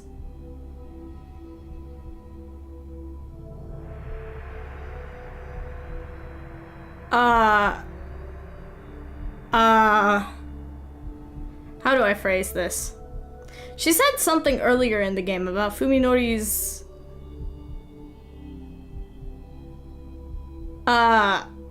seed, I guess, being helpful to her in understanding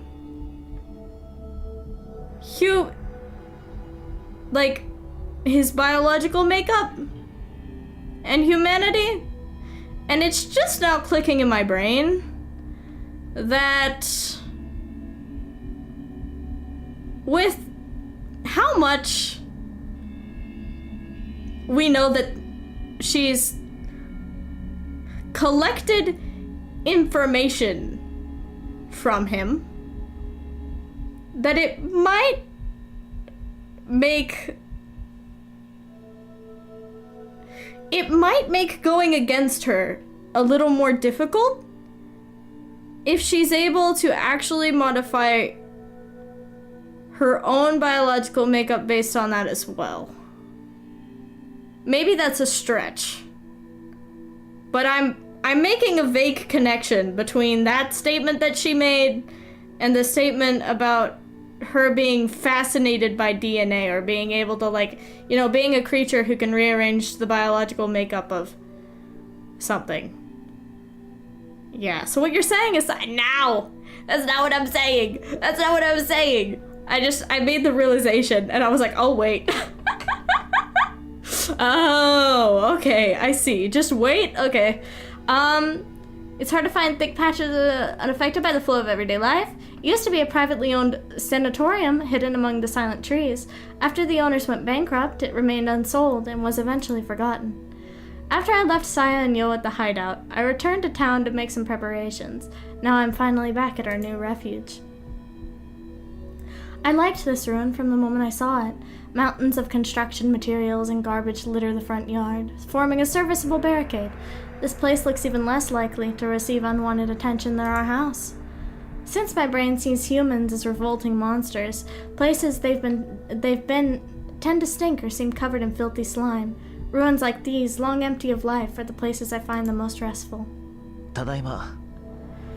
I'm back, I call out to let them know I'm not a stranger. Then I go down to the basement where they're hiding. おかえりなさい。車平気だった？ Welcome back. Were you okay with the car? It's 3:30 a.m. here and I have work tomorrow. Well, I can't tell you what to do, but you should probably go to sleep. もう全然問題ない。 一方通行の標識もどういうのか分かったし、 It was no problem ス at ピード all. さえ出さなければどこを走っても大丈夫だよ。 I figured out how to tell で、そっちは which roads are one way. As long as I keep my speed down, there's nothing to worry about. So, how are things here? 一通り調べたけど、やっぱりあれからずっと人が来た様子 I は love ないみたい。 living in Europe. Come on, Imagine being European. No, it's okay. It's okay. Guys, sleeping is important, but also optional. Do not encourage it. Huh? It's safe. そうか。ならいいんだけど。 I see. Let's hope it stays that way. I'm a little worried that this abandoned building could become a hangout for biker gangs or homeless people. 多分表に積み上げてあるゴミのせい。あ Uh, れ普通の人間にはちょっと耐えられないんじゃないかな。 it's probably because of all the trash piled out front. Most people won't get anywhere near that, don't you think? Yeah, I'm on night shift, so I can justify being here. That's fair. I literally found this channel while searching for NO UTA. Playthroughs can't stop now. Well, okay, I'm happy that you found me. The means may be questionable, but I'm happy that you found me. But you should also sleep. What in the world? But that's fair. That's fair. You can make your own. You know, you have free will. I can't force you to do anything. You know. I just hope that you guys will take care of yourselves properly, you know. I worry about you guys. It's probably because of all the trash piled out front. Most people won't get anywhere near that, don't you think?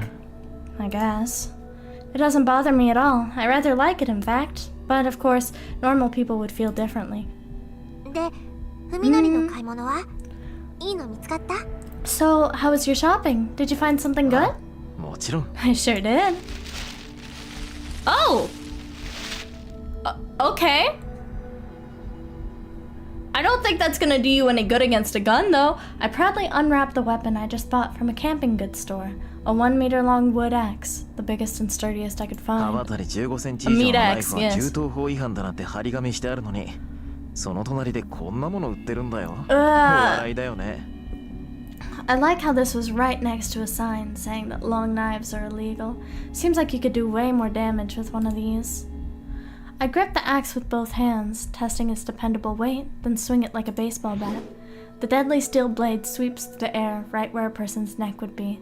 Yol, who's sprawled out on the floor, flinches at the sound and curls herself into a ball. We still have Yol with us. Oh, of course we do. Of course we do. Why couldn't we have left her at the house, you know? 切れ味とかどう？ Huh? 用で試してみたら？ How sharp is it? Wanna test it on Yol? それはちょっと。 I don't think that's a good idea. I definitely wasn't expecting Saya to suggest anything so brutal. 心配いらないよ。今のようの体だったら刃物とかの傷は割と簡単に治っちゃうから。 Saya, it might completely remove I mean, okay. You don't need to worry. Her new body can heal pretty easily from cuts and such. それにしたって痛いだろ。 But I'm sure it'll hurt. そっか。うん、そうだね。 Oh, yeah, I guess you're right. It must have slipped her mind completely. She smiles at the oblivious Yo as if to hide her embarrassment, then says, でもさ、痛くされた時のようの声って、それはそれで可愛いよね。 Saya! But her screams are pretty adorable, don't you think? やっぱり人間に斧で切りかかるってのは気が引けるよ。 Well, I just wouldn't feel right using an axe on a human. そうなの？じゃあ、コウジさんは？ Really? Then what about そり Koji? ゃだって That's easy. It should be obvious, but I guess that Saya still doesn't やつは僕 understand. には人間に見えないから切ろうが潰そうが平気なもんさ。 Oh, I don't see him as human. I'll have no trouble cutting him to pieces. This game is deaf, not real? Oh, it is. そんなに違うんだ。 That really makes a difference. そうさ。人間には良心があるからね。 Yeah, humans have a conscience, you see. どんなに憎い人間だろうと人を殺すと思うとブレーキがかかるもんだ。No そこ matter が僕の賞賛でもある。no matter how much you hate someone, you can't help but think twice about killing them, and that's how I'll win. 本当に？ Really? Saya seems awfully subdued. I guess she's concerned about what'll happen when I have it out with 体格 Koji. じゃあいつが上だし、普通に喧嘩したんじゃ勝ち目は薄いかもしれないけどね。He's bigger and stronger, so I might not have much chance against him in a straight-up で fight. も僕にとっての化け物退治があいつにとっては人殺しなんだ。2003 was a different time. Yeah, it seems so. あいつはきっと最後の瞬間で隙を見せる。But what's just slaying a monster to me is murder to him. This is big. He'll definitely hesitate when it counts. なんだか不安なんだよね。そういう心理戦っていうの確実じゃないっていうか。I mean, with the way he is now, that's true. I'm a little worried, Saya says softly, staring at the floor with unusual gravity. You can never be sure how someone will react. It's dangerous to rely on that. She raises her head and looks straight at ね me. え、やっぱり私が買った方が良くない？ Don't you think it'd be better if I hunt him? I appreciate Saya's consideration. Even though it could be interpreted as a lack of faith in me, she's still putting my safety above hers. Nevertheless, I can't accept her heartfelt suggestion. サヤの腕力だとさ、ヨウみたいな女の子なら楽にねじ伏せられるだろうけど、 With your 男を相 strength, 手には厳しいと思うんだ。 you might be able to overpower a girl like Yo, but I think it'd be hard for you to take down a guy. The bitter memory of Saya's rape is still fresh in my mind. Okay, Saya falls silent for a moment, seeming to understand what I'm thinking, but then comes right back to stubbornly press her case. でもね、あのおじさんも最初の不意打ちはうまくいったの。 My first attack 大 went 抵 fine の though. 人間はね、作用を見たら力が抜けて動けなくなっちゃうんだよ。 Most humans go limp as soon as they 病 see 院だっ me. てそうだった。平気で話しかけてきたのって文則だけだよ。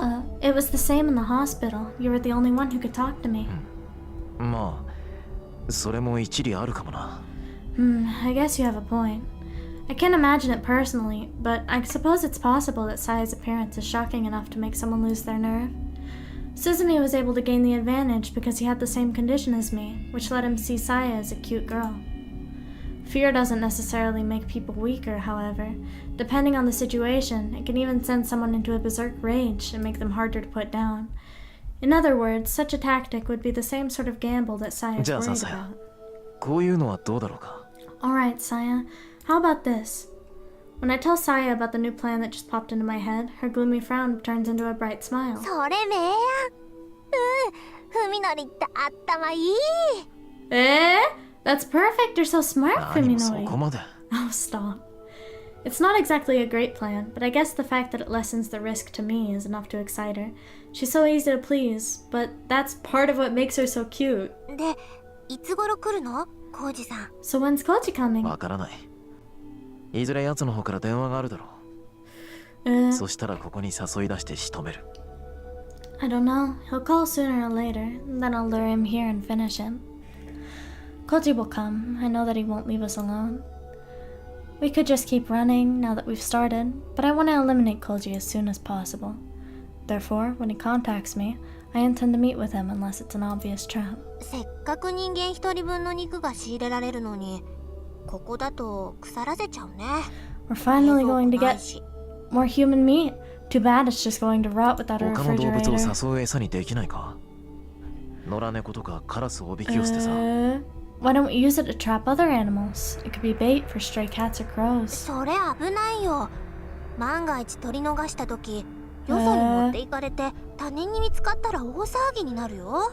That's too dangerous. If an animal gets away with the meat, someone might find it and wonder where it came from. Good それ point. もそうだ。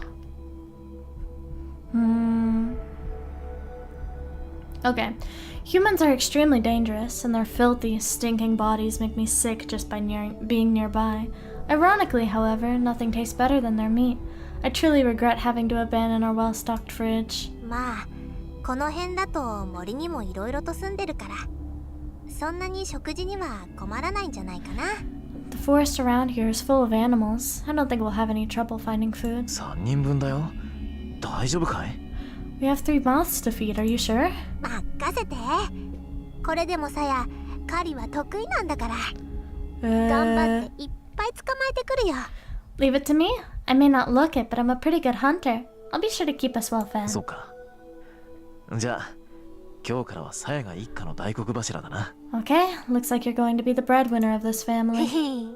Saya giggles happily at my praise. I find these childish qualities of hers adorable. 今度はどのぐらいのんびりできるかな。I wonder how long we'll be able to relax this time.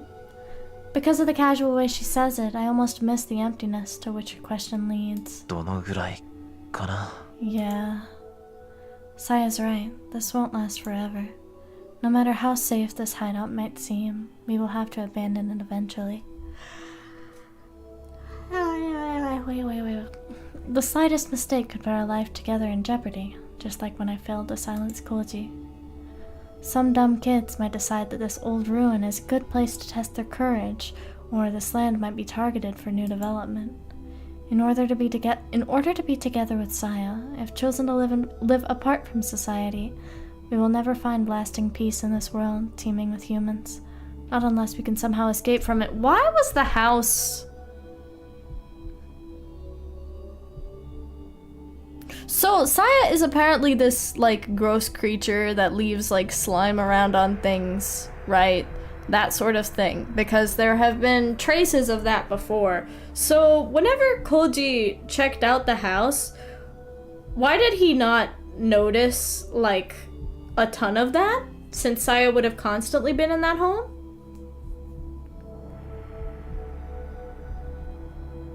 Because he only comments on, like, the food in the fridge, everything else is perfectly clean. The living room is really heavily painted over, but aside from that, everything is clean. From the way that they showed it. Writers forgot about it! Maybe there's a meaning. I don't know. I just thought about it and I was like, wait a second. Why was this not realized? Both Yo and Tsukuba noticed the slime, I think, yeah. So why was it not there with Koji?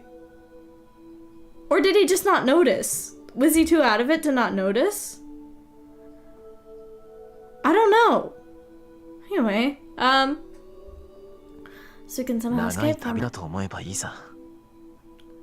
Think of it like going on a journey, just the two of us.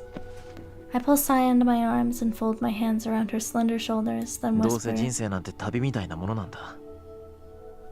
永遠に変わらない場所なんてない。 Life is like a journey anyway. Nothing stays the same 時の流れ forever. を見送るか、自分自身が流れていくか、 The それだけ difference の違いだよ。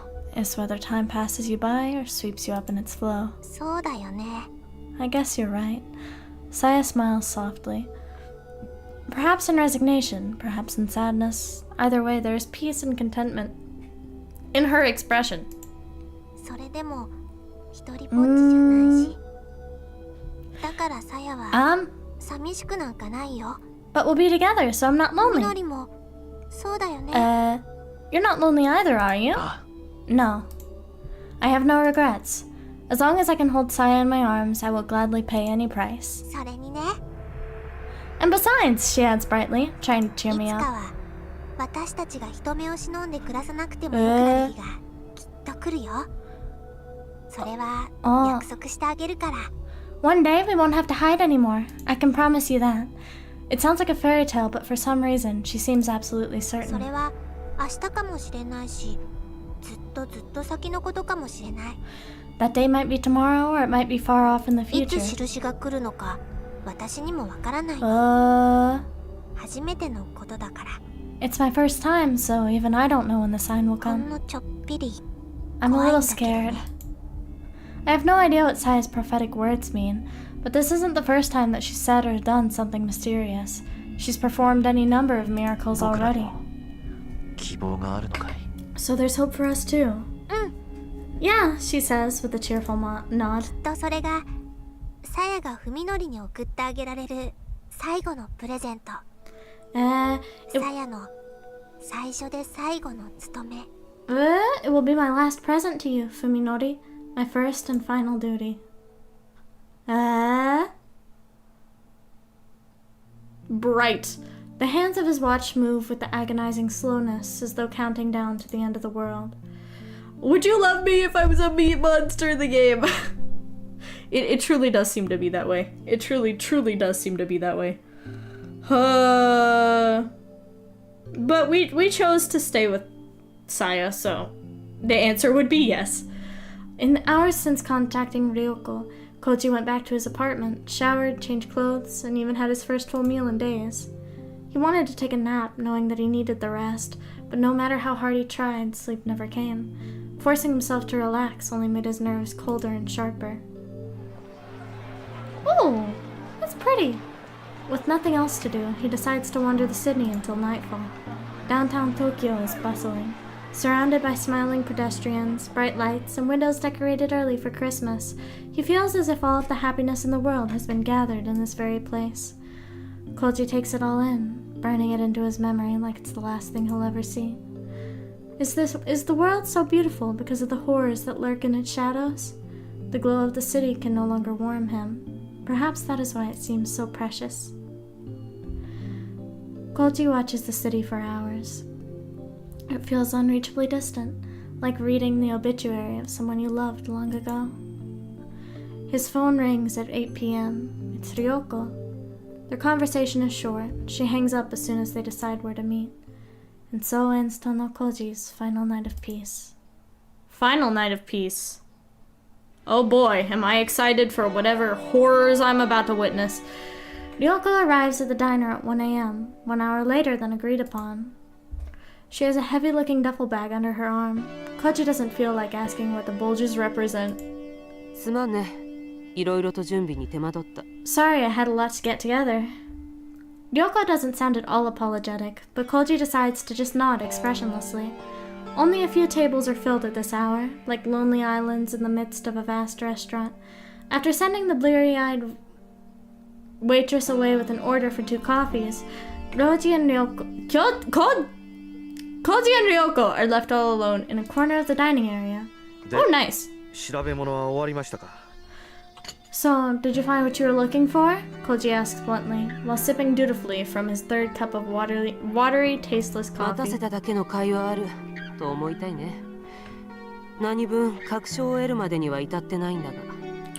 I'd like to think I didn't make you wait for nothing at least, though I'm still not sure of anything.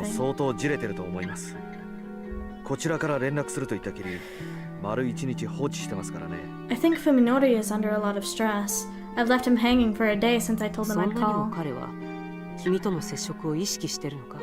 Do you really think you have him on edge?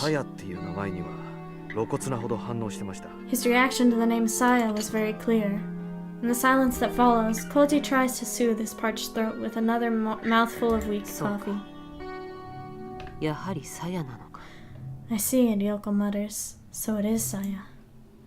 It's obvious that her grimace isn't for the coffee.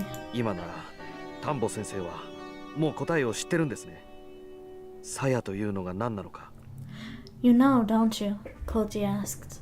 His tone almost confrontational. You know what this Saya is. Ryoko tries to ignore Koji's question by nursing her coffee, but that only works until the cup is empty. Staring at the brown stain at the bottom of her cup, Ryoko says, her voice hard and flat.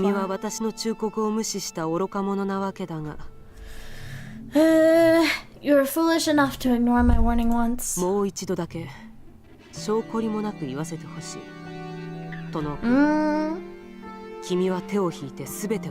Can I just pop my back real quick? But I'm as stubborn as you, so I'm going to say this one more time. Go home, Tono, and forget everything that's happened. Ah, nice. Nice. Sorry. Nice. Back popping. Okay, anyway. You really are stubborn, Koji replies, smiling bitterly instead of glaring at her like he did before. Loud crack, yes. Are you saying that I still haven't crossed the line separating me from you and Fuminori? You still haven't seen the most damning part of all this.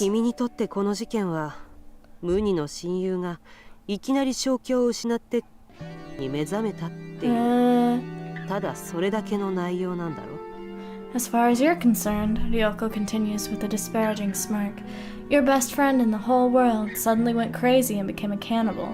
That's all this thing is to you, isn't it? That's all? The things that Fuminori has done are so horrifying that Koji's only recourse, his only hope of coping, is to kill the man who was once his friend. Yet despite that, Ryoko makes his nightmares sound like just the beginning. Koji still doesn't understand where her morbid cynicism comes from, nor does he それ want だけ to. じゃないとしたら、残りは先生の妄想なんじゃないですか。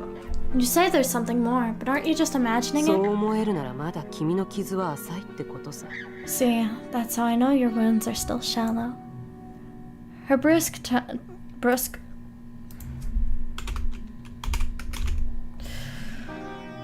Brusque. Don't say it like that, brusque. Okay, her brusque tone says that she doesn't care whether or not Koji is satisfied with her explanation. 今ならまだ時間が君の傷を癒してくれるだろう。君は最後の一線を踏み越えていない。If you back out now, they'll probably heal given time. You haven't crossed the final line yet. Koji considers Ryoko's words calmly, without letting himself get emotional like before. The final line. True, Fuminori is somewhere beyond that. Although Koji has gone far enough to be willing to kill Fuminori, he has no intention of eating his enemy's flesh once he's dead. That, at least, still separates the two. Then what about Ryoko, who has treated Koji like an ignorant fool ever since she saved him from the well? How close is she to 先生の Fuminori? 傷は俺よりも深いと。 You're saying your wounds are deeper than mine?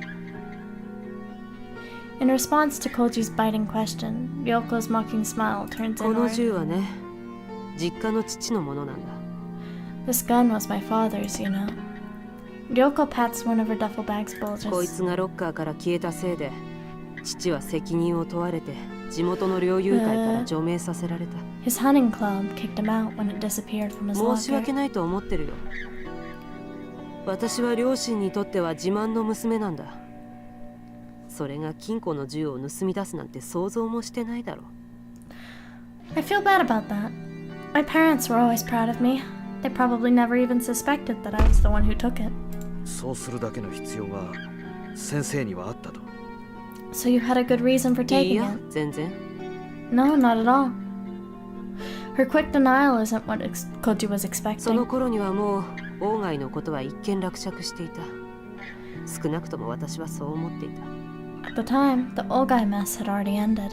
At least, that's what I thought. 奴は姿を消したきり、もう二度と私の前には現れないだろうと安心してた。 He vanished without a trace, and I was sure I'd never see him この again. 銃で何かを撃とうとか殺そうとかそういう必要があったわけじゃない。 I didn't steal this gun because I needed to shoot じゃあ someone. なぜ Then why? 眠れなかったんだよ。 Because I couldn't sleep. ただそれだけ。 That's all. Ryoko pauses, perhaps needing time to decide how best to explain. それまではベッドサイドにナタを隠しておいたんだ。夜一人で部屋にいるのが耐えられなくてね。 Until then, she continues, choosing her words carefully, I was sleeping with a machete next to my bed. I couldn't stand being alone at night, you see. どんなに世界が底抜けにめちゃくちゃになっていこうと、悲鳴を上げて逃げ回る以外の選択肢が自分にはあるんだって。 I needed to know that no matter what horrors the world might hold, I still had some power against the madness. そう納得させるためにはね。 I 部 needed a 屋の中 weapon に何か一つ頼りになる武器を置いておきたかった。 I could count on. Koji doesn't know what to say. He's amazed, impressed even, that someone with such a serious case of delusional paranoia could function as one of Teen University's top でも doctors. それじゃ大した効き目はなかった。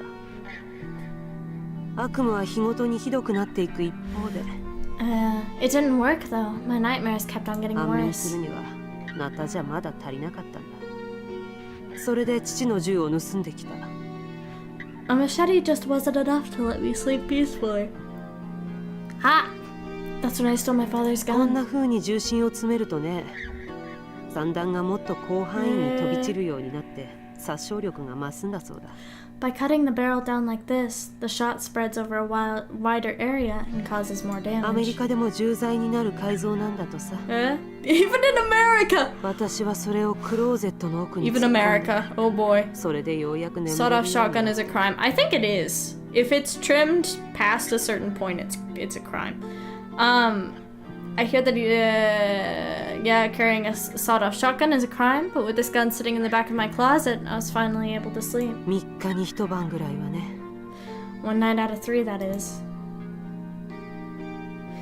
At this point, Ryoko seems to have gotten everything off her chest. Smiling like someone who just finished a hard job, she 銃 adds, はいいよ、本当に。 a gun's a great thing to have, you know? It really 相手に is. 向かってぶっ放すもよし、それでダメなら自分の口に突っ込んで引き金を引くっていう選択肢もある。 I mean, dang, that's true. You can use it to blow your enemies away, and if that doesn't work, you can always stick it in your mouth and pull the trigger. 先生は専門家の治療を受けるべきです。 Doctor, you need 端 help. 的な感想ありがとう。でもね、君だって他人事じゃなくなるよ。これ以上先に進むんならね。 Thanks for the honest opinion. You won't be able to talk like that for much longer, though. Not if you go further. Okay. Koji is already doubtful that meeting with Ryoko was the right thing to do. The one thing that he and Ryoko have in common is an unwillingness to leave Fuminori to the proper authorities. Fuminori not only killed Koji's lover and friend, but even went so far as to defile their corpses. Koji isn't about to give him the chance to get off on an insanity plea. One last bullet, I suppose. No matter what crimes he must commit, Koji will end Fuminori with his own 2 hands. If he doesn't, he knows that he will never sleep again. It helps to have a partner in crime, but only when that partner doesn't cause trouble. Ryoko talks big about exposing Okai's secrets, but she might just have a head full of delusions. If so, Koji needs to rethink this こ whole の先 thing. すべてを先生に任せるというのなら、先生のこと信用させてください。 That's reasonable. If you're telling me to leave this to you, Koji says with unflappable determination, then please give me some reason to trust 先 you. 生をそこまで追い詰めるほどのものが、オーガイっていう男に会ったと I いう don't 証 think that 拠 was the right direction to 彼 go が何をしでかしたのか、 with すべ that. て俺に見せてく But ださい。 he started with a good point, and then it kind of went off the rails. It's okay. Prove to me there's a reason for you to be so obsessed with Ogai. Show me what he did. You don't need to know that, そこまで言う bud. かね、まったく。 You really don't. Your entire situation revolves around Fuminori, does it not? Shouldn't it be less about Ogai and more about Fuminori? I don't know. That was a bit it went off the rails a little bit. It's okay. So you're determined to go all the way? Oh well. Ryoko smirks and shakes her head ruefully, but puts up no further resistance. She pulls a stack of paper from her bag. Oh! And hands it to Koji. Okay, so... okay. The loose leaf sheets are bound with 一行 string. 読んだら続きは次のページの同じ行だ。まあ触りだけでも読んでみるといい。 After you read one line, it continues on the same line of the next page. Anyway, just skim it. As directed, Koji looks through the handwritten pages and gives up after less than 3怪奇 minutes. SF の走行か何かですか。罪のない悪ふざけですね。彼にはこんな子供っぽい趣味があったわけだ。 Is this a draft for a horror novel or something? I didn't think Ogai had such childish hobbies. Koji deliberately scoffs at the document, doing everything he can to show contempt for what he just read. At the same time, he tries desperately not to remember the mountain of bones in Ogai's bathtub and the unidentifiable smell permeating Fuminori's house. 1年前、オーガイがうちの大学に持ってきた資料も、その文章と同じぐらい突拍子もないものだった。 The specimens that Ogai brought to the hospital 1 year ago were just as unbelievable, Ryoko says, coldly ignoring Koji's disdain. 奴は大学の機材を無断で使ってこっそり検査をしようとしたらしい。 Apparently, he continued his research in secret, using our supplies without だがド permission. ジを踏んで露見した。そこから先はもう大騒ぎでね。 But he made a mistake and was discovered. That's when オ things ーガ got イが crazy. 使おうとした機材から察するに、奴はそいつを P3 レベルのバイオハザードとして取り扱うつもりだったらしい。Judging by the equipment he was trying to use, he meant to treat his experiment as a P3 level その程度の biohazard. 用心で十分だったのかどうかも知れたもんじゃないんだが。To be honest, even that might not have been sufficient for what he 近 was 隣の dealing 住民 with. を退去させるべきだったんだが、まあそこは偉い人たちが偉い人なりに頑張って全部なかったことにしてくれたよ。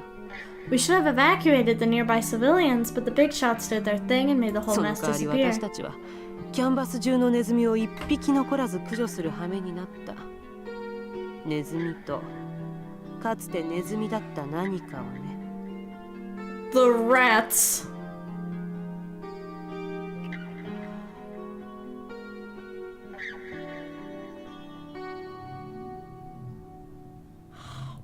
The rats. We should have. In exchange, we were left with the task of exterminating every single rat on campus, including the things that used to be rats. Saya. The rat's end statement. I mean, that's all there is to say. I mean,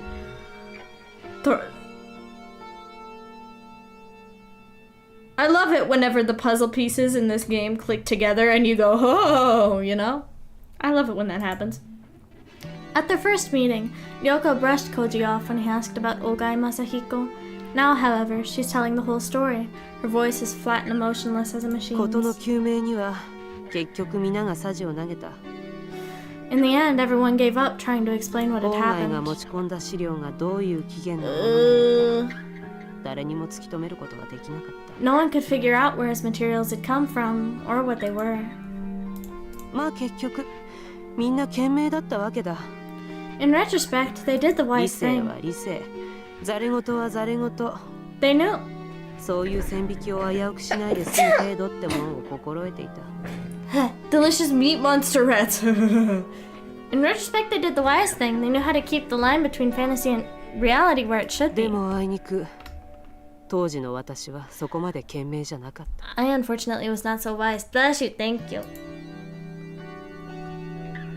Ryoko pauses for a moment, then grins with self-disdain so maniacal that it strikes Koji like a あ blow. れこれ探って暴き出して、私はオーガイが何をしていたのか知った。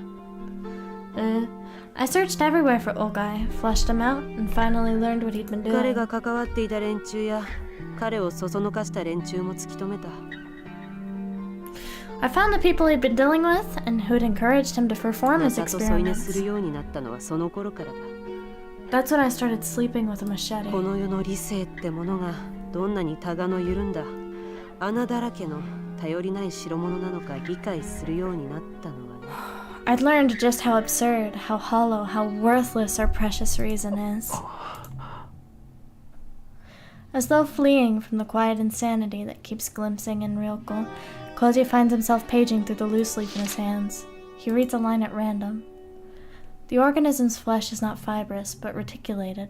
Put simply, it is an extremely tough substance that expands and contracts, not in one direction, but in all directions. That means that slashing or piercing damage has very little effect. Oh, since the flesh can contract in any direction freely, any wound will be sealed instantly. Lovecraft everywhere, what? It's interesting. It's nonsense. What else can it be? If he lets himself believe it, then everything else, all the logical rules that define the world will be rendered じゃ meaningless. あ先生は信じるんですね。 Do you believe what's in this, Doctor? 疑う理由なんてとっくの昔に見失ったからね。 I lost any reason to doubt it a long time ago. Ryoko reaches into her duffel bag again, this time removing a stainless steel thermos that looks able to hold about 500 cc's of こ liquid. いつが鞘を倒す切り札だ。調達するのに手間取ったな。多分こいつは敵面に効く。 Hey chat, would it be insane for me to say that I kind of don't want to defeat Saya? Would it be insane for me to say that I don't want Saya to be defeated? Would that be insane? Like, I guess I need a better understanding of, like, I need a better understanding of I don't know. I don't know if I approve of Saya dying. I don't know if I approve of it. I mean, I know that they really want to go in that direction, but, you know, she eats people, she's not human. Does that mean that her entire species of whatever she is should be rendered extinct? I mean, I guess like power of the fittest or whatever, but that's why the game asked you before, yeah. And I chose to stick with Saya. So you're alright with her eating you? She wouldn't, though, is the thing. Because Fuminori, if we're looking at you as Fuminori, right? Which is what I'm doing. In terms of the perspective of Fuminori, she's not going to do that because he cares for her and sees her as something special and gives her information. You know? So she wouldn't do that to Fuminori. And she only gets that kind of stuff because Fuminori can only thinks that it tastes good. Otherwise, aside from that, she was preparing completely normal meals for a long while. You know, she's gonna eat you once she gains too much of your trust, dog, so don't come crawling to us. Her last and final gift. Her first and final. She sees him as supply and demand from the details I've heard. In a way, yeah. In a way. At first, she wanted to use him for information, but then it gradually became a thing where she was happy just to be with him. She gave him normal meals while she was eating children, but she gave him normal meals, right? Like, she got a lot worse. And so did Fuminori. After Fuminori agreed to stay with her forever, basically, and see her the way that he sees her. Things went downhill from there, if I remember correctly. But she was really, really trying to at least, like, lay on the down low, in a way, right? Which, like, is understandable, because what else do you even do? I mean, do we even know that she can, like... I mean, I guess she can eat other stuff, yeah. But, I don't know. Her behaviors from a human perspective aren't good. They're very bad, actually. But from the perspective of simply an intelligent life form, I can understand it to an extent. She may have eaten that orphanage, but at least she tried. No, but I don't know. I'd like to... As an existing being, I'd like to give her credit. Because... She's an existing being. I think that's so cool. I think that's so cool. An existing being with, like, a sense for reason. Even if that reason is purely based on logic, rather than tendencies. The only tendency that she seems to have is gaining information via people's, like, DNA and stuff. You know? So, like, I don't know. I think I appreciate her character a lot, so I just don't want her to die. I don't want her to die. It should work like a charm. I can't take this anymore, Koji snaps, no longer able to disguise his frustration. サヤが何だろうともうどうでもいいです。俺は文則を終わらせることができればそれでいい。Koji! Koji!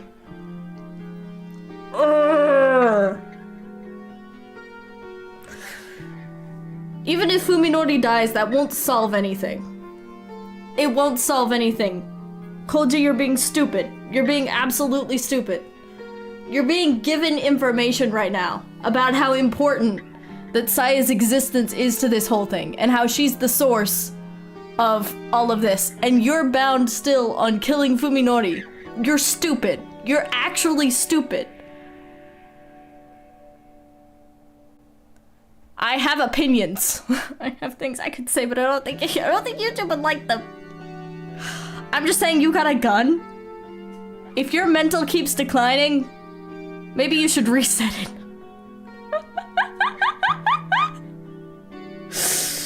Koji, don't be stupid! Side ending, best ending? Is that what we're heading towards? I guess I'll have to see. I can't leave this to you. I see. Now that she's given up on persuading him, her ascent is swift and cold. At this moment, Koji's fate has likely ceased to matter to いい her. だろう。君は先坂文則を仕留めるために全力を尽くすという。私もその気に乗じさせてもらうとする。Yeah. You do everything you can to take Sakisaka down. I'll take advantage of the opening you create. 君が仕損じた時にはきっちりと私が帳尻を合わせてやる。I won't get in your way, and I'll even take care of things when you screw up.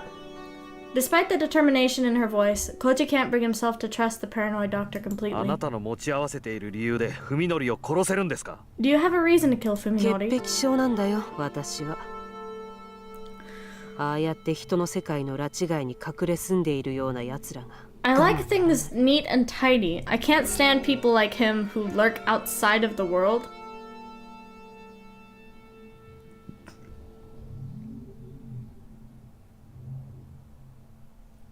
I guess it's reasonable to not like that sort of person with everything you're subjected to.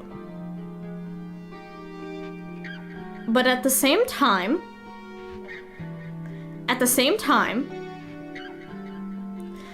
the desire to kill him as a result, just because you do not like that sort of person, considering all of the things that he's experienced,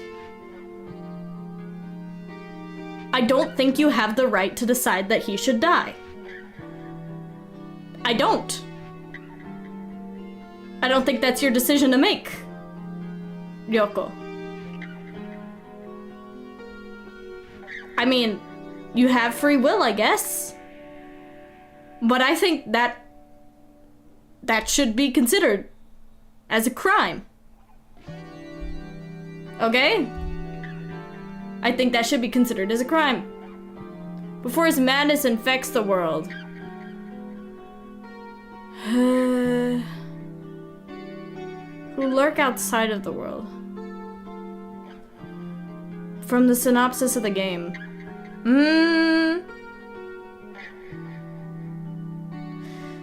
But if it's comprised of a certain biological mental makeup, well, I'll see. I don't have all the information for that. I don't have all the information because of whatever Saya is planning on doing. I don't have all the information on that. So I can't say anything.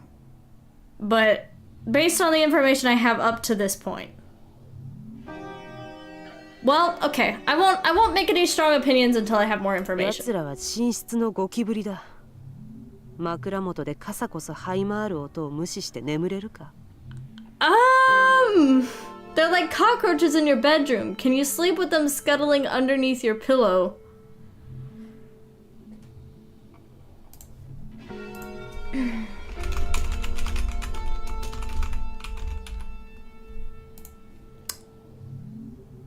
Okay. Oh, okay. The cockroach analogy. Okay, the cockroach analogy makes sense, considering what we're dealing with here. Maybe you can't sleep with them scuttling underneath your pillow. But I also think that that's incredibly dehumanizing.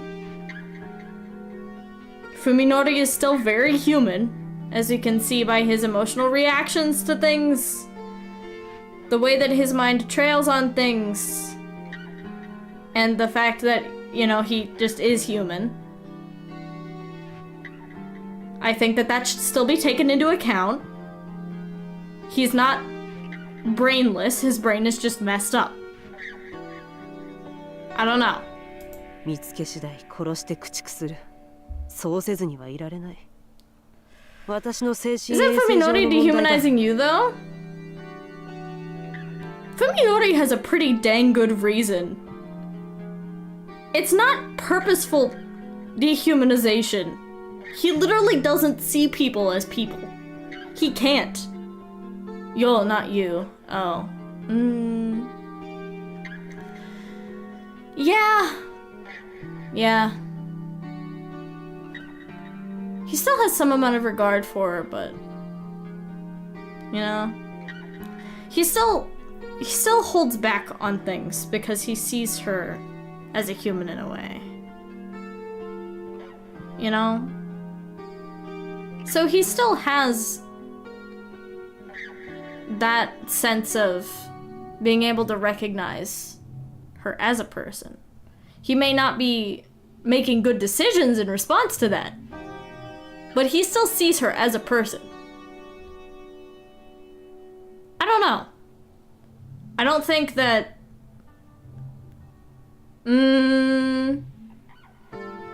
I don't think that killing him is the solution. I don't think that killing him is the solution here.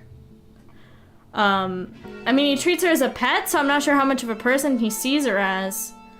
Yeah, but also look at his mental decline. This does not excuse anything that he's done, but look at his mental decline. Especially since it doesn't make a whole lot of sense with the way that he wrote him post being like, yeah, Saya, I'll be with you forever and see you like this, you know? And be with you this way. It doesn't make sense how much he changed and how much he became cynical to me.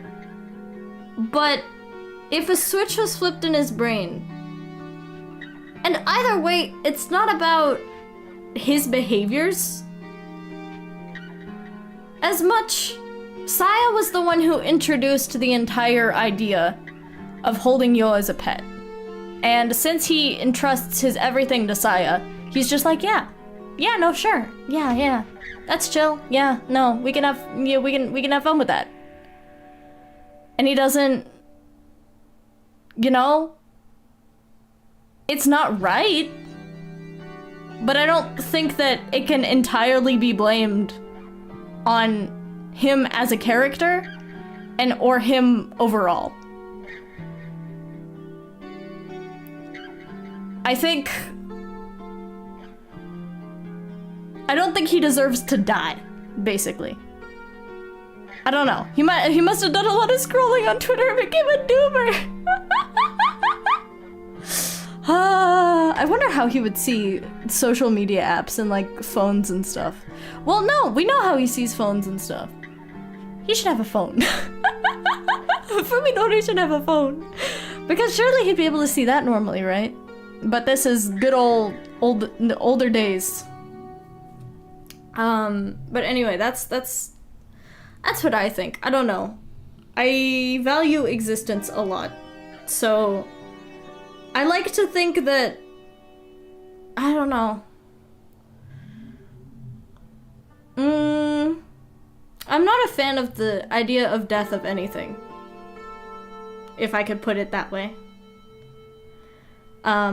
Even things that are considered gross or disgusting. I don't like the idea of killing them. I think that they have their own merits to existence and should be able to do so. There are obviously ways to manage that existence, to make it so that it's less harmful if it's harmful overall, but I don't think that it should be entirely wiped out. And in the case of Saya, she's kind of all that she has. I don't know. I think partially it's like a, you know, like the food chain? You know, like the food chain and parasitic relationships? We still do that. People do that, animals do it. So she does as well. Hers just hasn't been monitored the way that it should be. And she doesn't really have the capacity to understand it, so she needs to be taught. Fuminori is not in a mental state to teach her any of that. Fuminori isn't even enough of a mental state to, like, understand it, because he has been messed up enough by literally having his brains rearranged in a car accident. I don't think I don't know. I don't know. I have opinions. This is deep. I don't know. I don't think it's that deep. It could get deeper, but I don't know. TLDR, I don't think anybody deserves to die here. I think that everything has its own place, and I'm not a big fan of Koji or what is her name? I already forgot. Or the lady, or the doctor lady. I don't enjoy either of their thought processes on this, and I don't approve of them on a personal, moral basis. That's it, though. That's all. I don't think less of their characters. They are also in troubled mental states. So, naturally, they're going to have different inclinations to situations because of the situations that they've been subjected to up to this point. But, you know, what about Fuminori and Saya killing and eating people and animals? We've already been over that, bud. We've already been over that. Food chain, baby. Food chain, baby. And also, we eat animals. What kind of point is that? What kind of point is that? It just is the way it is. We've been over this. I'm gonna move on. Her reasons are similar to Koji's own. He doesn't want to bring a murderer to justice, nor does he want revenge for Omi and Yo. If he did, he could have just left everything to the police. The reason he can't is that the villain is Fuminori.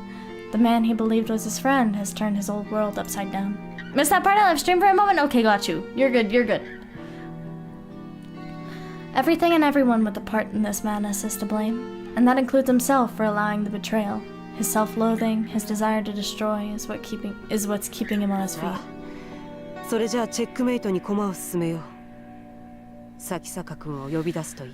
Okay, we'll see what happens. Okay, let's move in for the checkmate. Go ahead and call Sakisaka out.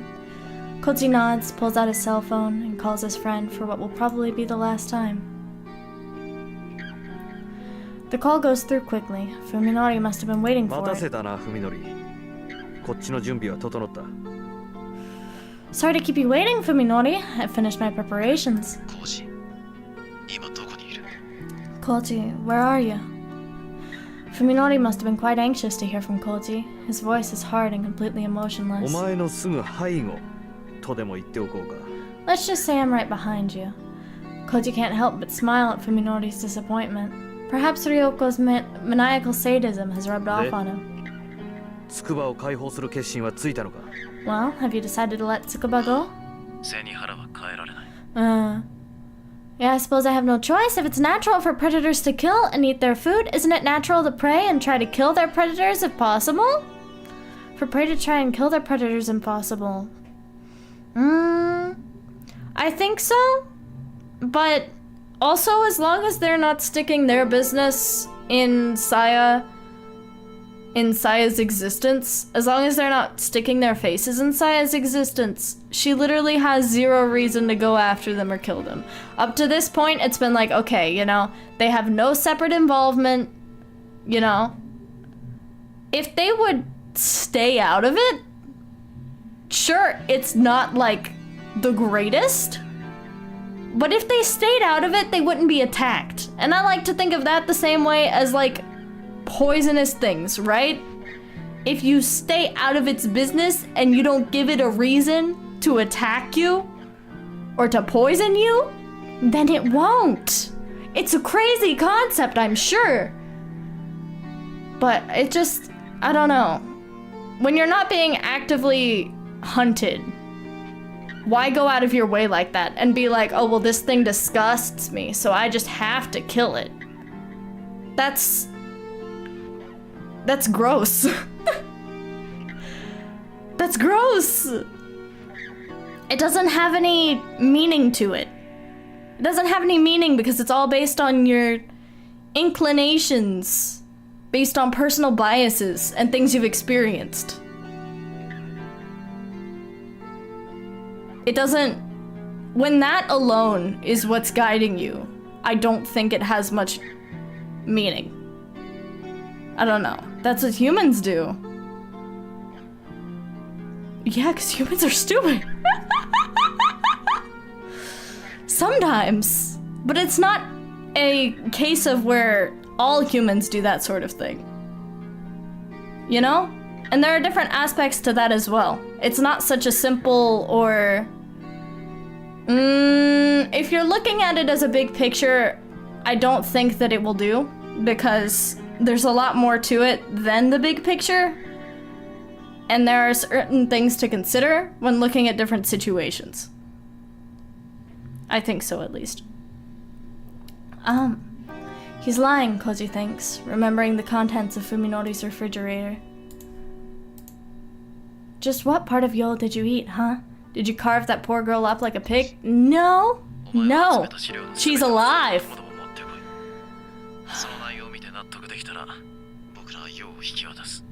Bring your evidence, along with all the files you've gathered.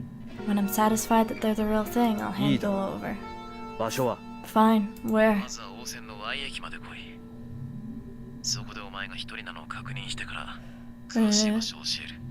First, come to Y Station on the O line. When I'm sure that you're alone, I'll tell you the exact location. You're being awfully careful. No tricks, you have 45 minutes. Fuminori hangs up without waiting for Koji's response.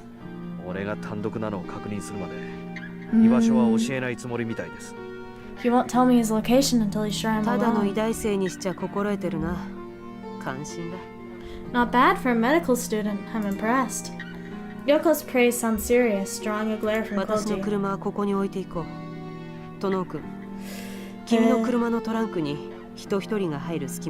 We'll leave my car here. Is your trunk big enough for me to fit inside?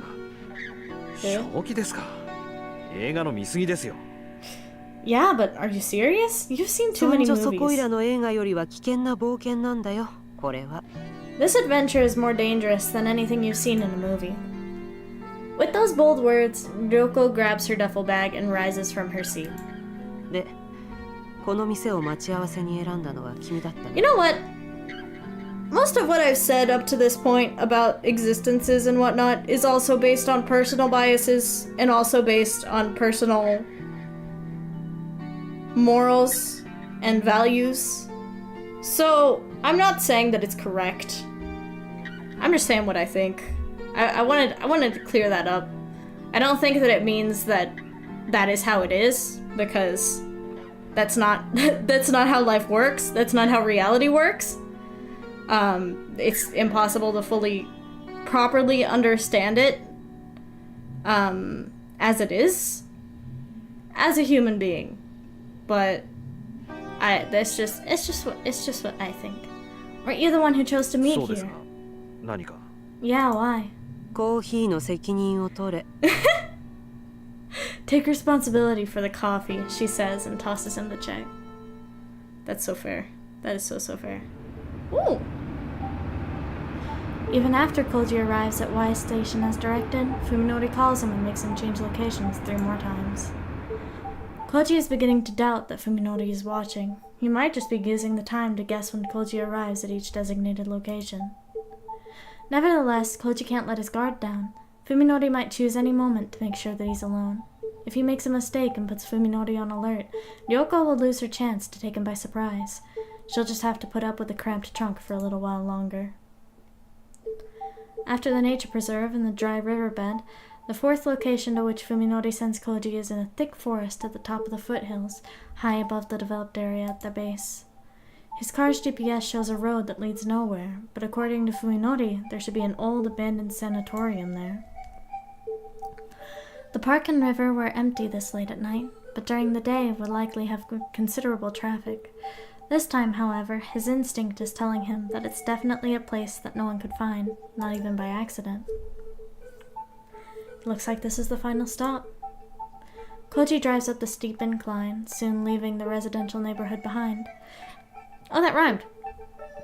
Oh, that rhymed too! Oh! Even though the hands of progress are right at its doorstep, the undeveloped forest is darker than he expected. This looks like a great place to live in secret, or to kill someone and hide the body. Places like this, lost and forgotten, aren't found only in deep jungles and hidden valleys. Holes in the world are everywhere, even in the midst of civilization. broken down gate post suddenly appears in Koji's headlights like a ghost rising from the darkness. It looks like this is the final stop. He rolls up to the gate and turns off the engine, giving himself to the silence of the forest. His phone starts ringing almost immediately. He doesn't need to check who it's from. I'm here.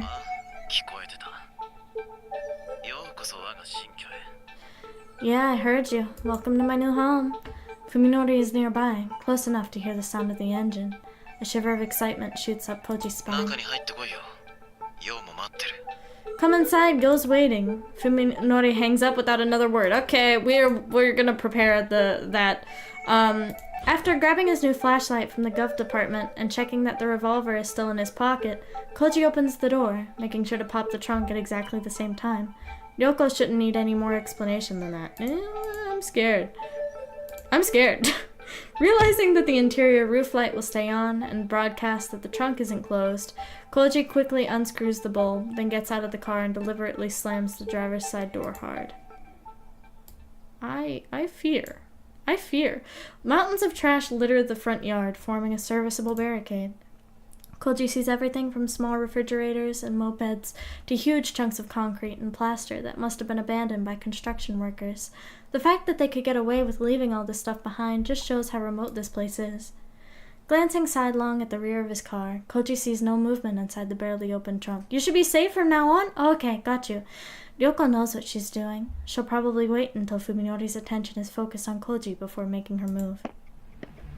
Are we near the end of the game? Or rather, how near to the end of the game are we? The moon is brighter than usual, allowing Koji to walk through the front yard without tripping on debris. Staying alert, he heads for the building beyond the mountains of trash. Something must be buried underneath the piles of garbage, because the whole yard is filled with the sharp stink of chemicals. Even the homeless probably won't come to this place. If you need to get out of the wind and rain, there are plenty of shelters more suitable. 30 minutes for this ending? Okay. When he reaches the gaping, doorless entrance to the building, Koji glances back the way he came. His car, parked at the gate, is hidden behind the mountains of trash. Even if Fuminori is watching from inside the sanatorium, he shouldn't be able to see Ryoko crawl out of the trunk. It looks like she'll get her chance to take him by surprise. How many times now has he stood like this, alone in some ominously silent place, far removed from his everyday life? Sneaking into the deathly quiet houses to find traces of unimaginable happenings has become as normal as going to class. The houses that he explored before were like freshly shed cicada shells, empty and dilapidated, but with traces of the life they had sheltered. This place, however, is different. A perfect ruin, its walls and pillars rising from the dark forest like an army of ghosts, with no sign at all that the people once lived in. And worked here. The structure resembles a skeleton more than a shell. Time and the elements have stripped it of its former shape, and now there is only death. Koji has gone as far as he can. This must be the final stop. What will Fuminori's next move be? He must be planning to kill Koji, but how? Just as he's about to turn on his flashlight, Koji reconsiders.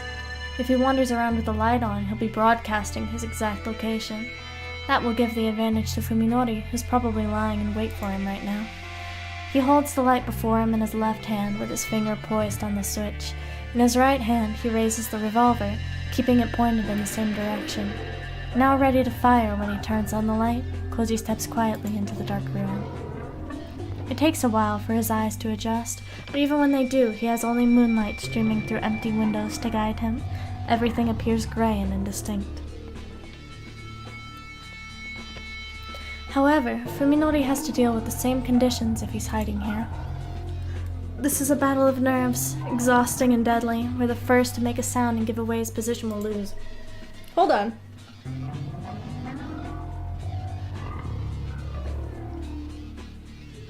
My jaw hurts. Like I've been talking too much. Okay. The rooms on both sides of the hallway are all open. Some are even missing their doors. Koji creeps up to each entrance, checks to make sure no one is inside, then proceeds carefully on. Oh, that's uncomfortable. The stink that he noticed in the garden has changed. Now it smells more organic, like rotting meat. It's the exact same smell that filled Fuminori's house. The organism's flesh freely expands in a manner that renders piercing damage meaningless. Koji grits his teeth and forces the madman's words out of his head. What good can come of taking them seriously? This isn't the time for such useless... Squish. Koji freezes and stares down the hall. It was a wet sound that he heard just now, just like someone dragging their feet through a swamp, and it came from the room at the end of the hall. Something is there, something alive. Koji creeps toward the sound, his light and gun at the ready. Squish, squish. Now it sounds like someone squeezing mud through their fingers, and as he gets closer, Koji begins to hear breathing. Could it be Fuminori? No, that's impossible. He should be waiting for a chance to ambush Koji, not making careless noise. As he proceeds, the strange sound coming through the cracks in the concrete walls grows clearer.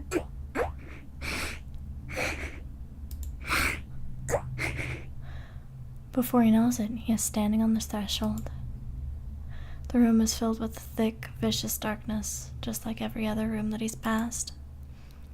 There is more than just darkness, however. Something is there. He can hear pained breathing like that of a wounded animal, and what sounds like sobbing. Sobbing. 誰だ? Who's there? Koji whispers into the darkness. Now that he's given away his position, he might as well turn on his light. For some reason, however, Koji feels that to do so would have disastrous consequences. The last time I heard her voice on the phone, she was sobbing. The wheezing suddenly stops. And then... Koji? A whisper comes out of the darkness. Though not a human voice, not by any measure, it speaks some blasphemous semblance of human words. A nightmarish flash of insight connects the dots in Koji's mind. Tsukuba? It can't be. Yo doesn't sound like this. She doesn't smell like this. Please, Koji, kill me. But if it's not Yo, then how does it know his name? Why is it begging him for help? No, it can't be Yo. She's human, not some creature that slithers and hides in the shadows.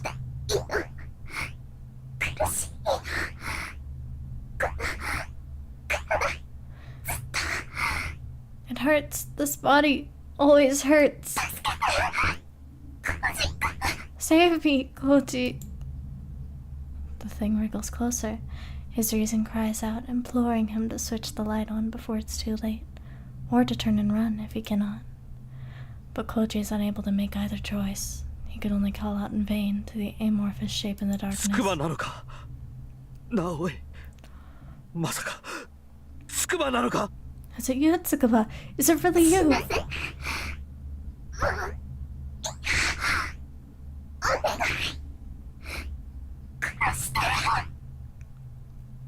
Let me die.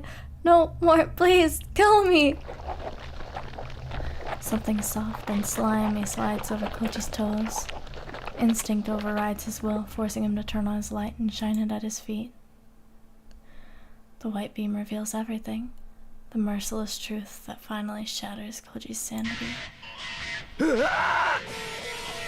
Terror wipes his mind of all but 2 words, gun and trigger. His finger responds with instant obedience. There is an explosion of light and sound, both more intense than he anticipated, and then the destructive forces are swallowed up by the darkness. His ears are still ringing from the bang, but he hears a weak voice coming from the shadows. It hurts! Koji screams and pulls the trigger again and again, certain that salvation can come only from the barrel of his gun. Light and darkness, explosion and silence, they dance before him 3 more times. Koji doesn't even need to aim. The horrible creature is right at his feet, far too close to miss. Ryoko warned him how many bullets were left in the gun, but that information has already been driven from his mind. Even after the cold, heavy gloom wraps itself around him once more, Koji keeps pulling the trigger like a man possessed, paying no heed to the clicking of the empty weapon. His panic-stricken legs suddenly give out, sending him down hard on his backside. Even then, he keeps firing the empty gun. He knows no other way to erase the memory of the thing that he glimpsed in the beam of his flashlight.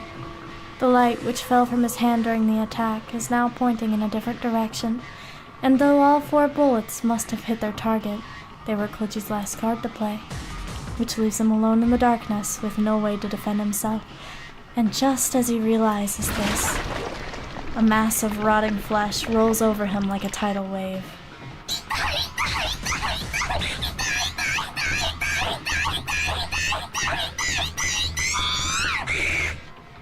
It hurts, it hurts, it hurts, it hurts, it hurts, it hurts, it hurts! He can no longer even scream as the thing pushes him onto his back. With fear seizing his throat in an iron grip, Koji struggles desperately against the monster as it crawls up his body towards his face. Covering his face with his left hand, he scrabbles wildly along the floor. Hold on.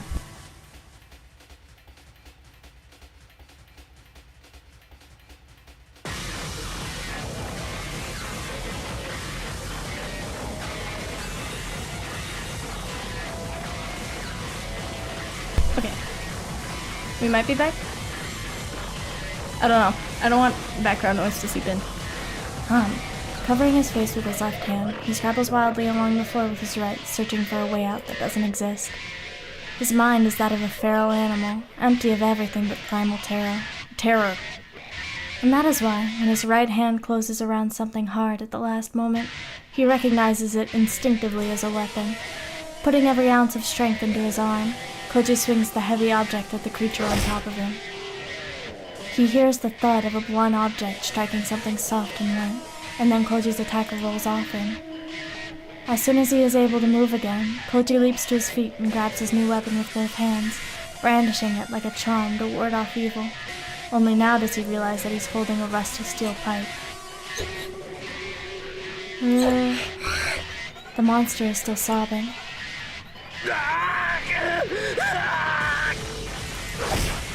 With a cry that is part scream, part roar, Koji raises the steel pipe and brings it crashing down on the cowering creature. He hears a wet sound and feels the blood-chilling sensation of its thick, soft flesh absorbing the blow. These combine to evoke an instinctive loathing that wipes his mind of all but the urge to destroy. Die, die!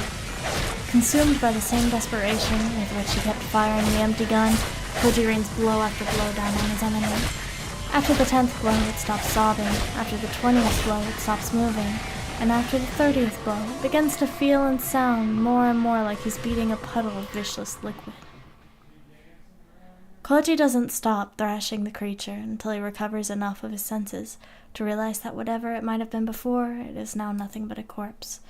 The pipe in his hand, covered with unidentifiable fluids and filth, suddenly feels unbearably heavy.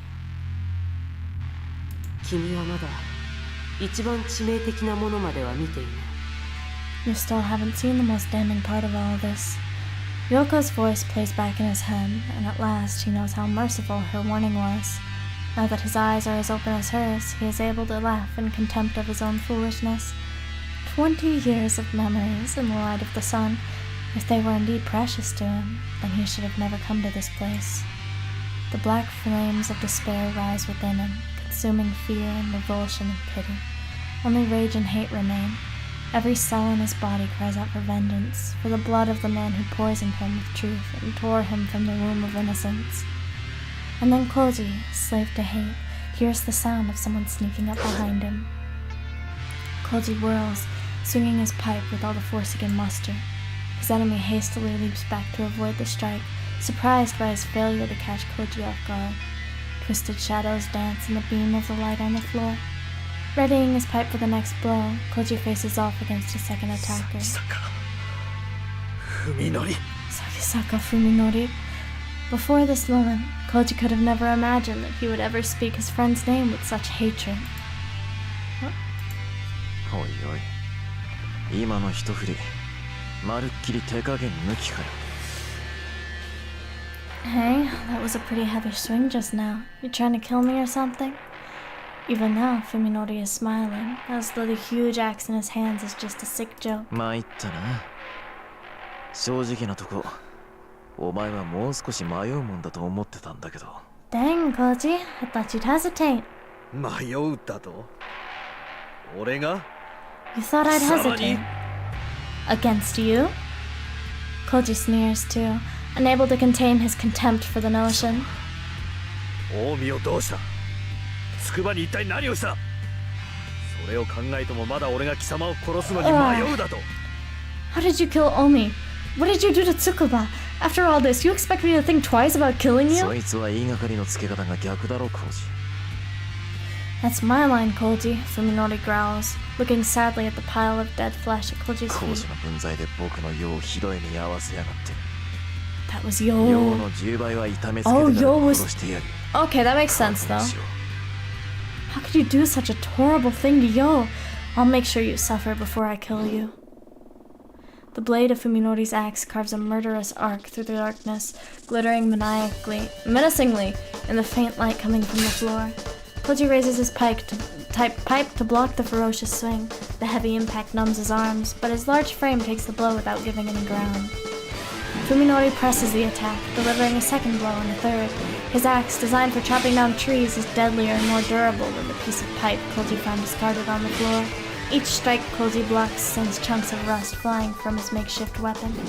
He can't win as long as he's on the defensive. He needs to create an opportunity to attack. Koji blocks a crushing downward swing, then pushes back hard before Fuminori can pull away, throwing him off balance.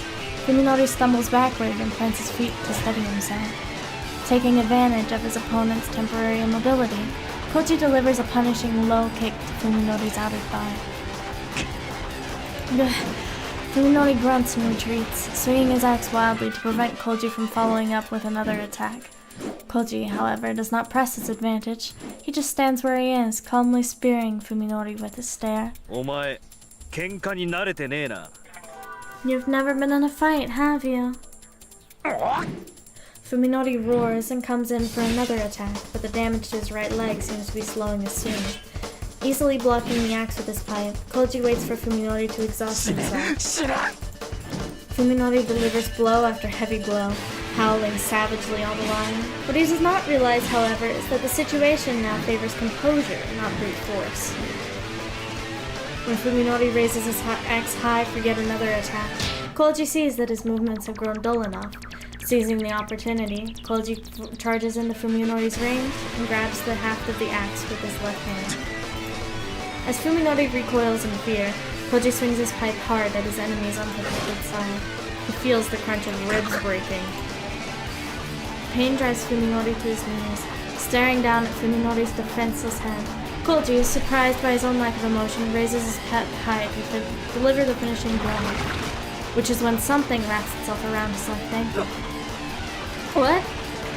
The instant Koji panics at this unexpected sensation, something soft yet strong winds itself around his right leg and drags him to the floor before he can resist.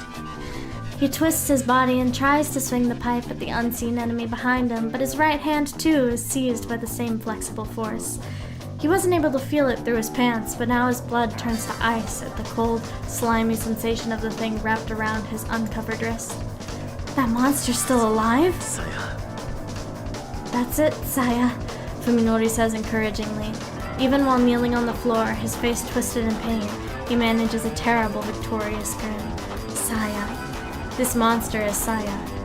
Koji struggles desperately to free his limbs from the creature's slimy grip, but more tentacles swarm over his body, stealing his freedom of movement. The horror has already driven Koji half mad. Just imagining the creature's appearance is enough to send him into a mindless panic. His scream is suddenly cut off as a slimy appendage seizes his throat. This most deadly tentacle isn't just cutting off his windpipe. It's trying to snap his neck, and it's getting tighter. Koji is certain that this is the end, but just as his vision begins to dim, an explosion brings him back to his senses. With a horrifying, inhuman scream, the creature releases Koji and retracts its tentacles. The first thing he sees after regaining his mobility is Ryoko running down the hall with a smoking shotgun in one hand and a silver tube in the other. Ryoko responds by tossing him the tube. Though still lying on the floor, he manages to snatch it out of the air. It's the thermos she showed him at the restaurant, the one she called her secret weapon. Pour it on that thing, Ryoko shouts to Koji. At the same time, she aims her gun at Fuminori, who's still on his knees 5 paces away. The double-barreled shotgun still has one shot loaded. The monster that attacked Koji is writhing in agony and hasn't yet recovered from Ryoko's shot. But he's already seen that bullets aren't enough to kill these creatures. Now's his only chance. What are you doing? Fuminori growls, gritting his teeth against the pain of his broken ribs. Forcing himself to be calm, Koji stands and carefully unscrews the lid of the thermos. There's no question in his mind that something extremely potent is inside. As soon as it is unsealed, a thick white mist pours out of the thermos, and the surrounding air turns freezing cold. Instantly guessing what's inside, Koji lobs the thermos at the pile of flesh convulsing on the floor. The thermos sails through the air, spewing white fog, and like a baptismal font, showers its liquid contents upon the hellish creature. Its scream this time is incomparable to before. The monster thrashes in agony, wreathed in white smoke. Its screams are joined by Ryoko's cackling. どうよ、マイナス197度だよ。ねえ、冷たい、熱い、ざまあないわね。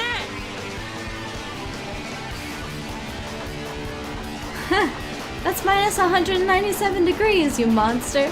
How's it feel? Cold? Hot? Not so tough now, are you? Perhaps the joy of vanquishing her nightmare was worth the last remnants of her sanity.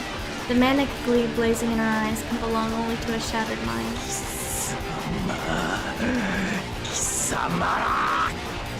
Monsters, I'll kill you! Fuminori staggers to his feet, roaring black curses. His rage seems to have drowned out the pain of his broken bones. Ryoko is not one to underestimate the threat posed by this axe. Her mad laughter fades away, leaving only a cold smile as she pulls the trigger. With a short burst of dark flame, Ryoko's gun sputters and dies. Ryoko is not an expert on firearms. It never occurred to her that shotgun shells need proper storage. And besides, she always expected that any situation where her gun would be necessary would also be one that she would not survive. Cursing in anger and dismay, Ryoko breaks the shotgun open and awkwardly pulls the dud out. Meanwhile, Fuminori stalks toward her like a vengeful demon, the head of his axe screeching as it drags along the floor. I have to stop him! Koji tries to charge Fuminori, but only succeeds at sending himself sprawling. One of his shoes is stuck to the floor, frozen by the liquid nitrogen. As Ryoko fumbles in her pocket for a new shell, Fuminori closes the distance and raises his axe in both hands. Koji curses and rips his shoe free of the frozen concrete, but he knows he'll never make it in time. Ryoko thrusts a new shell into the chamber of her shotgun and snaps it closed, then looks up to find her target. Fuminori is right before her, too close to evade, and his axe is already crashing down with the wind howling in its wake. Stop! The sounds of bones shattering, tendons snapping, and flesh tearing blend together in foul harmony. The thick blade enters through Ryoko's left shoulder, plowing through her collarbone and shoulder blade, smashing several ribs, and popping her lung like a balloon before stopping in the center of her chest. Her expression frozen and shocked by the impact, she sprays a geyser of blood from her mouth. She should have died instantly, but through some unimaginable force of will, Ryoko clings to life for a few seconds more. Grinning through blood-stained lips, she raises her shotgun. Not to the front, but to the side. Beyond the barrel of her gun, wearing the 77-degree Kelvin mist like a white cloak of death, is the weakly wriggling... Fuminori's scream vanishes into the roar of the shotgun.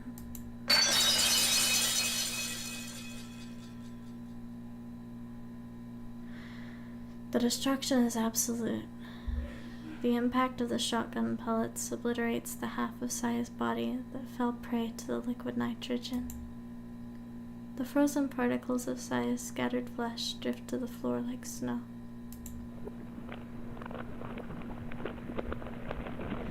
Even the creature's special biology is insufficient to seal a wound of this size. From the opening pour its internal organs, a tide of liquid, slime, and fat whose color is far too foul to belong to any living creature.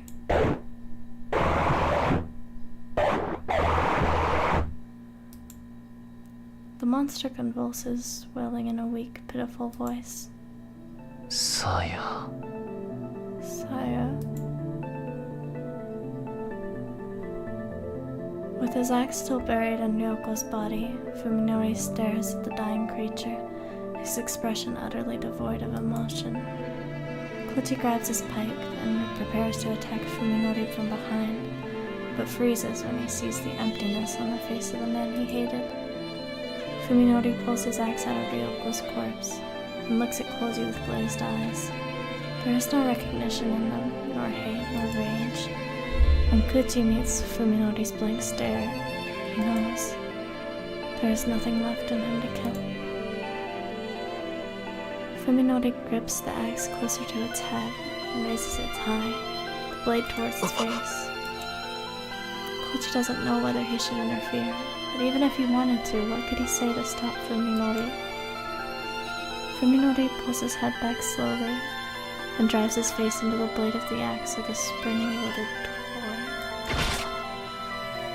His skull gives in with a dull, wet sound, and the spray of blood catches Koji in the face. Despite Fuminori's utter lack of hesitation, his first attempt at suicide succeeds only in transforming his face into a hash of crimson. Fuminori pulls his head back one more time, even slower than before. Then, with every ounce of strength still left in his body, he slams it into the bloodstained axe. The sound is wetter than before. Fuminori's body goes limp, then tumbles face first to the floor. Koji stares at the two mangled corpses for a while. He feels completely left behind, like he can't remember why he's standing in this place with a steel pipe in his hand. The stale air filling the ruined building becomes choked with the stench of blood, and the crimson puddles gradually spread across the snow-covered floor, yet the tranquility of the scene makes it seem like a painting. A soft, slimy sound breaks the silence. Koji looks at the mortally wounded monster. The creature is on death's door, but even so it moves. Slowly, feebly, it drags its broken body through the sea of blood. It's coming for Fuminori. Koji had forgotten his anger, but now it comes surging back at full force. Die. He growls and stabs the monster with the end of his pipe. It convulses in agony, but keeps crawling toward Fuminori. Koji explodes into a frenzy of rage. 死ねえよもう死んでろよこれ以上文則に使えるんじゃねえよ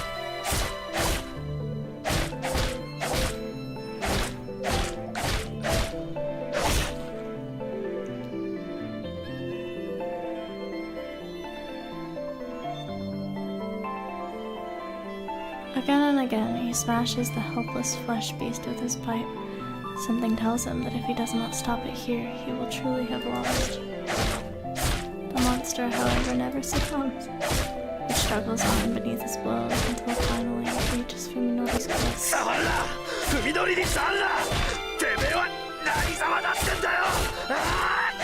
Koji keeps swinging, his fury unabated even as tears start to pool in his eyes. The monster's slime flies through the air, drowning out the blood already covering his face.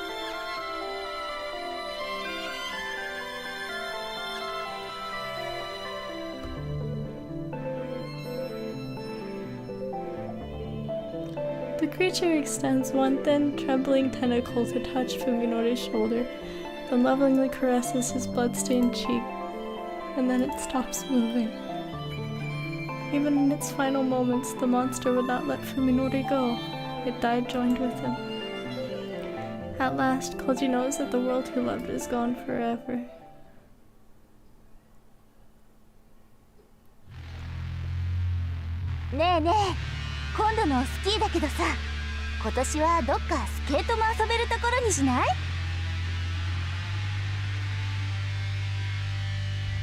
Hey, Homie says enthusiastically, the exposed bones of her face clattering.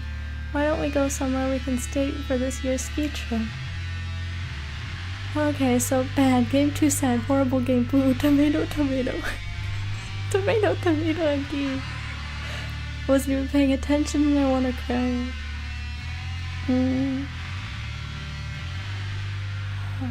Chunks of her body are missing as though something's been nibbling on her. It makes her look a lot thinner. She's been worried about her weight recently, but now she shouldn't need to die. そういえばオウミってこの間初めてスケートやったんだって？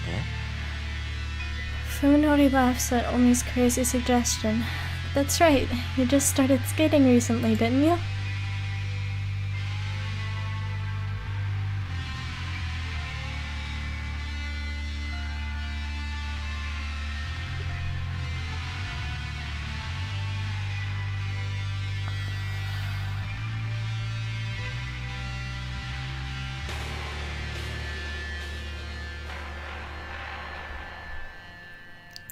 He sounds amused, but it's hard to tell from his expression since his face has been cleaved in two by an 20 axe. 歳になって初体験ってのは興味早々いないんじゃないかな。 Not many people start skating in their 20s, you 子供 know? の頃はなんとなく怖かったのよ。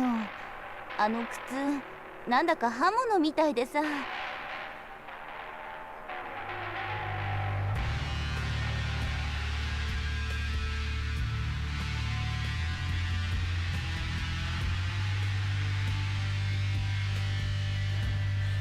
I was scared when I was little. Those shoes looked like big わか knives. る。あの靴で顔を蹴られたらきっと僕みたいになっちゃうよね。 Yeah, I know. If someone kicked you at the face with one of those on, you'd probably end up like me.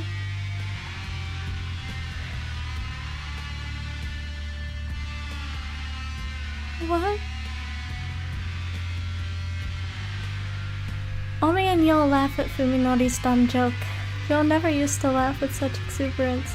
She seems truly happy now that she and Fuminori are officially together. でもいきなり蹴って殺せたの？オウミちゃんすごくない？ But you were able to kill him on your first try? That's amazing, 容量はバ Omi. ットとそう変わるもんじゃないからな。思い切り振り回して斧頭の重さに任せて叩きつける感覚とか。 It's a lot like playing baseball. You swing hard and let the weight of the axe do the damage. 海のりにそう言われたもんだからさ、騙されたと思ってやってみたわけよ。そうしたらもう楽しくって。 It seems as I was the moment that we made along the way. I don't like this song very much.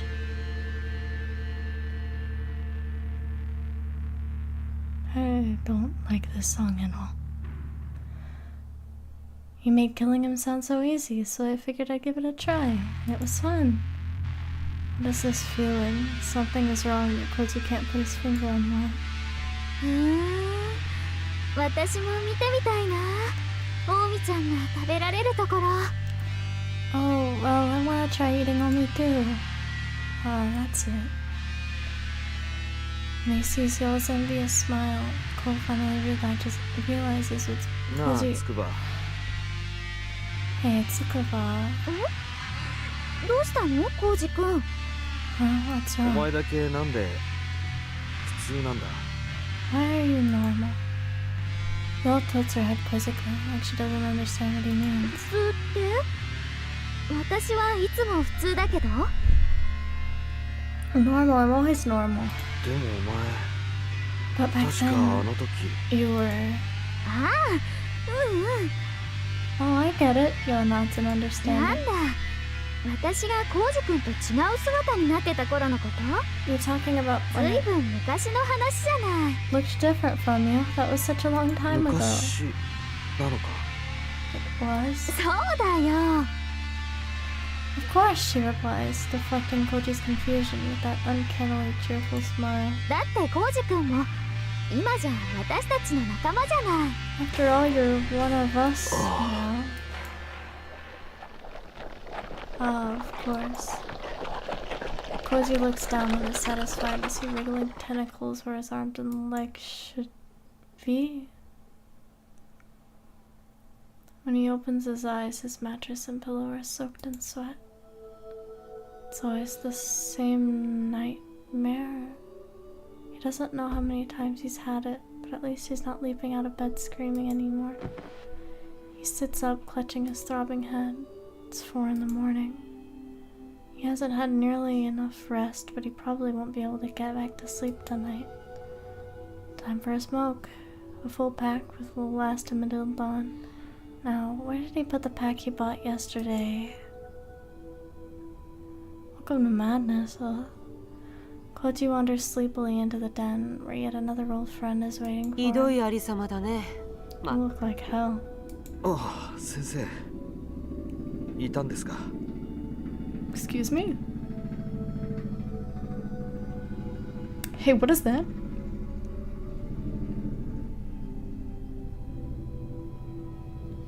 Okay. Was he just dreaming this entire time? I guess? Hold on.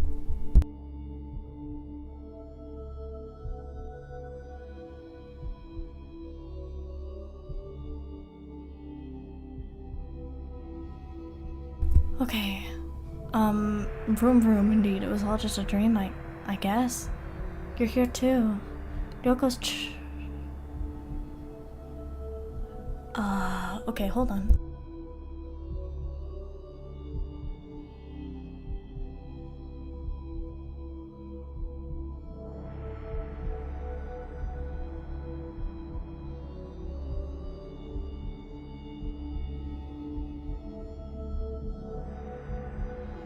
Okay. Okay, guess not. I guess not. Ryoko's chopped up corpse is sitting at his dining table, looking as deathly pale as ever as she sips coffee from a 毎 mug. 晩ずいぶんと辛そうじゃないか。ろくに眠れてないんだろ。 You can't be getting much sleep, tossing and turning like that every そう night. でもないですよ。薬を飲めば割となんとかなります。まだ。 It's not always like this, Koji says amicably as he sits down across from her. If I take some pills, it usually helps, for now. Oh. Hallucinations like these are easier to deal with than elaborate nightmares like the one he just had. They should probably worry him more, あ though. の時私の忠告を聞き入れてれば、ここまで追い詰められることなんてなかっただろうに。 If you'd listened to my warnings back then, you wouldn't be in such bad shape も now. うやめましょうよ、それは。過ぎたことじゃないですか。 Let's stop talking about that. What's done is done. Ryoko chuckles, smiling the same cruel, manic smile that she used to when she was alive. Her left arm hangs from her half-severed shoulder, dangling like a forgotten wind chime. そう。結構折り合いをつけてるんだ。 Sounds like you've come to terms with 先 it. 生だってそうだったんでしょう。普段は優秀な脳外科医で通用してたんだから。 What? You were the same, weren't you? You managed to pass yourself off as an elite neurosurgeon most of 上 the 辺だ time. け取り繕うだけなら、そんなに難しいことじゃないからね。 It's not that hard keeping up appearances when you have to. The corpse shrugs her intact right shoulder and grimaces in disgust as she takes another sip of her coffee. でもね、多分この先はもっと悪くなるよ。 But it's only going to get worse, you know. Miss Kitty, can you please provide me with company? I really need company right now. Miss Kitty. Okay. 心の傷は時間が癒してくれるけど、君はまあ言ってみれば毒に感染したようなものだから。 Time heals emotional wounds, but with you, it's more like you've been poisoned. You can get down, it's okay. Alright, goodbye. She's probably right. Everyone dreams at night. No matter how dim the memories may get, the nightmares will always be there to tear and hold you with fresh fangs. It's okay to take a break now. No, I gotta keep going. The insanity that has taken root in his heart will grow, eventually consuming everything that's left inside of 俺 him. の場合、先生っていう前例を見て学んでますからね。抜かりはありませんよ。 In my case, I've had you to learn from. I'm ready for anything. へえ、そうなの。 Is that so? Koji nods, smiling confidently, and then stands and walks to the bathroom, where he retrieves the weapon that keeps hitting behind the mirror. Don't worry, chat, you have Rennie here to keep you company. Wait, no. I misread. My brain's messed up, sorry. Don't worry, Rennie, you have Chad here to keep you company.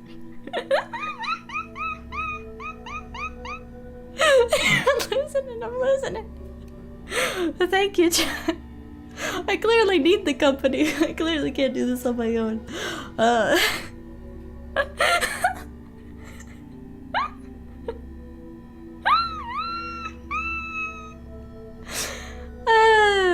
Okay, moving on. Koji nods, smiling confidently, and then stands and walks to the bathroom, where he retrieves the weapon that he keeps hidden behind the mirror. Old guy's revolver, the one souvenir that Koji brought back from the other world that も night. のすごい苦労したんですけど、結局ようやくその筋の人と渡りをつけましてね。 It was tough, but I finally found someone who deals in 弾も these 買ってありま things. す。驚きましたよ。銃そのものより高いなんて。 I bought bullets for it. Can you believe that ammunition is more expensive than the gun お itself? やおや How about that? In the mirror, Koji sees Ryoko. With her axe-inflicted gash reversed, she raises her mug in a toast to Koji's resourcefulness.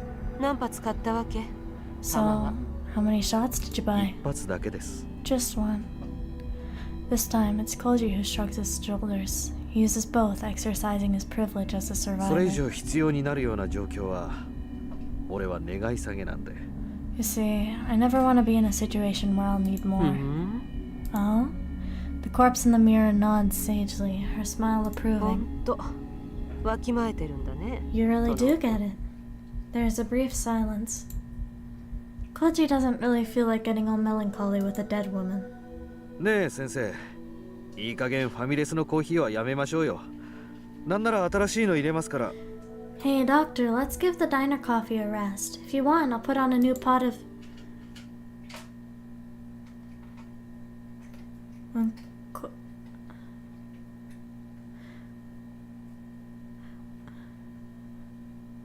When Koji turns around halfway through his sentence, he realizes that the room is empty but for the silence of the night.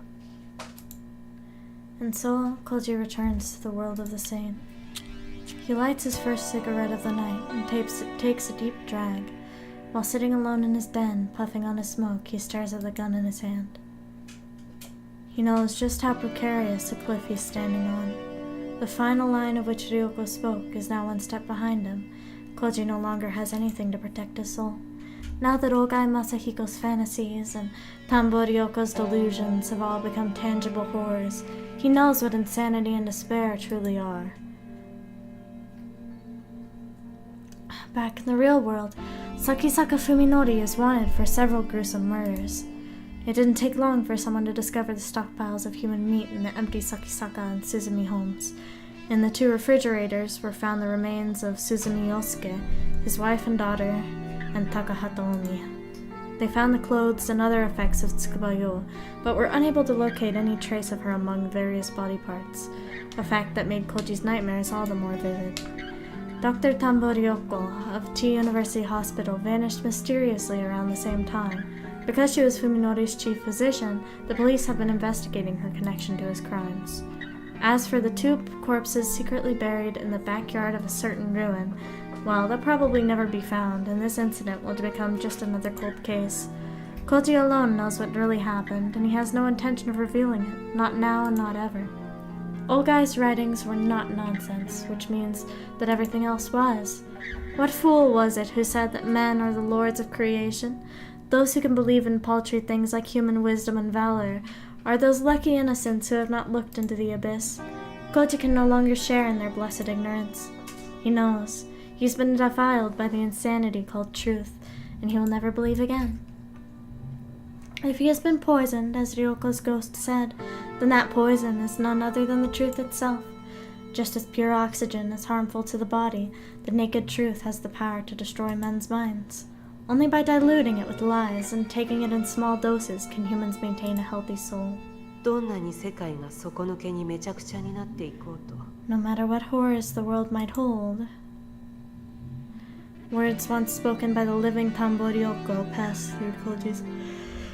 悲鳴を上げて逃げ回る以外の選択肢 I still had some power against the madness. That, without a doubt, was the comfort that she kept hidden in her bosom, the only thing that allowed her to face her dreams each night. Koji has taken his predecessor's lessons to heart. He's prepared for anything. One bullet is always behind the bathroom mirror, promising him salvation.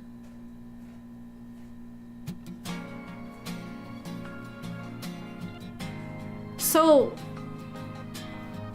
what?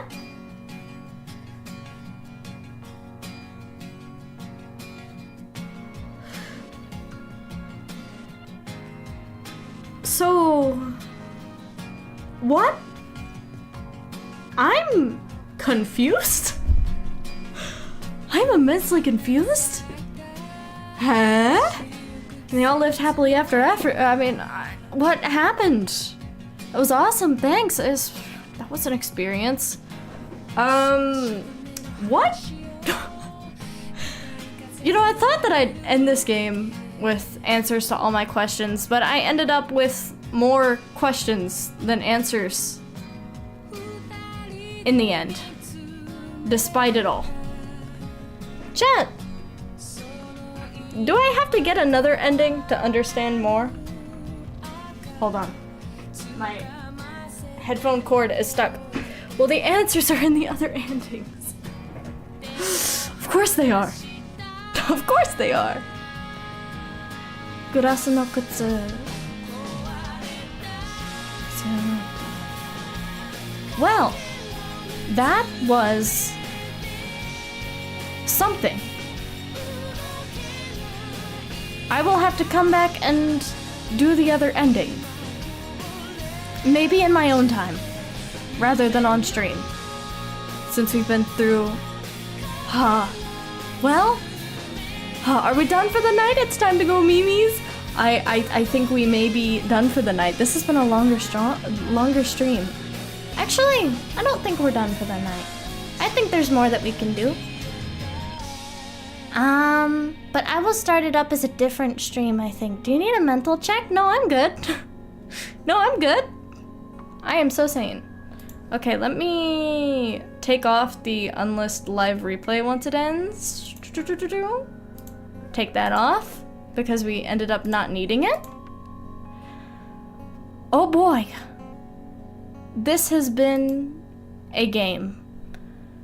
Published by... Oh, there's more. Okay. This is fine. This is fine. This is fine. I'm doing just fine. Nothing wrong at all. Nothing's ever been wrong in my life. Oh! The visual novel of all time, truly. Hey, big congrats for sticking with the schedule this week. Thank you. I know it's crazy. I actually did it for once. I'm really happy to have done so. Hold on. Pew, pew, pew, pew, pew, pew, pew. I'll be right back. I'm really happy to have done so. My body still hates me and seems to really want me dead, but it's okay because I did it. I did it. Normally I end up with health issues of one thing or another, but we ended up being okay. Thank you for the congratulations. Thank you, thank you, thank you. Okay, well, I guess I will be exiting. Okay. Whoa. I forgot about that. Let's take that off, please. There we go. Here, let me grab our BGM. Bright colors, very bright colors. Here, let me grab our BGM real quick. Okay.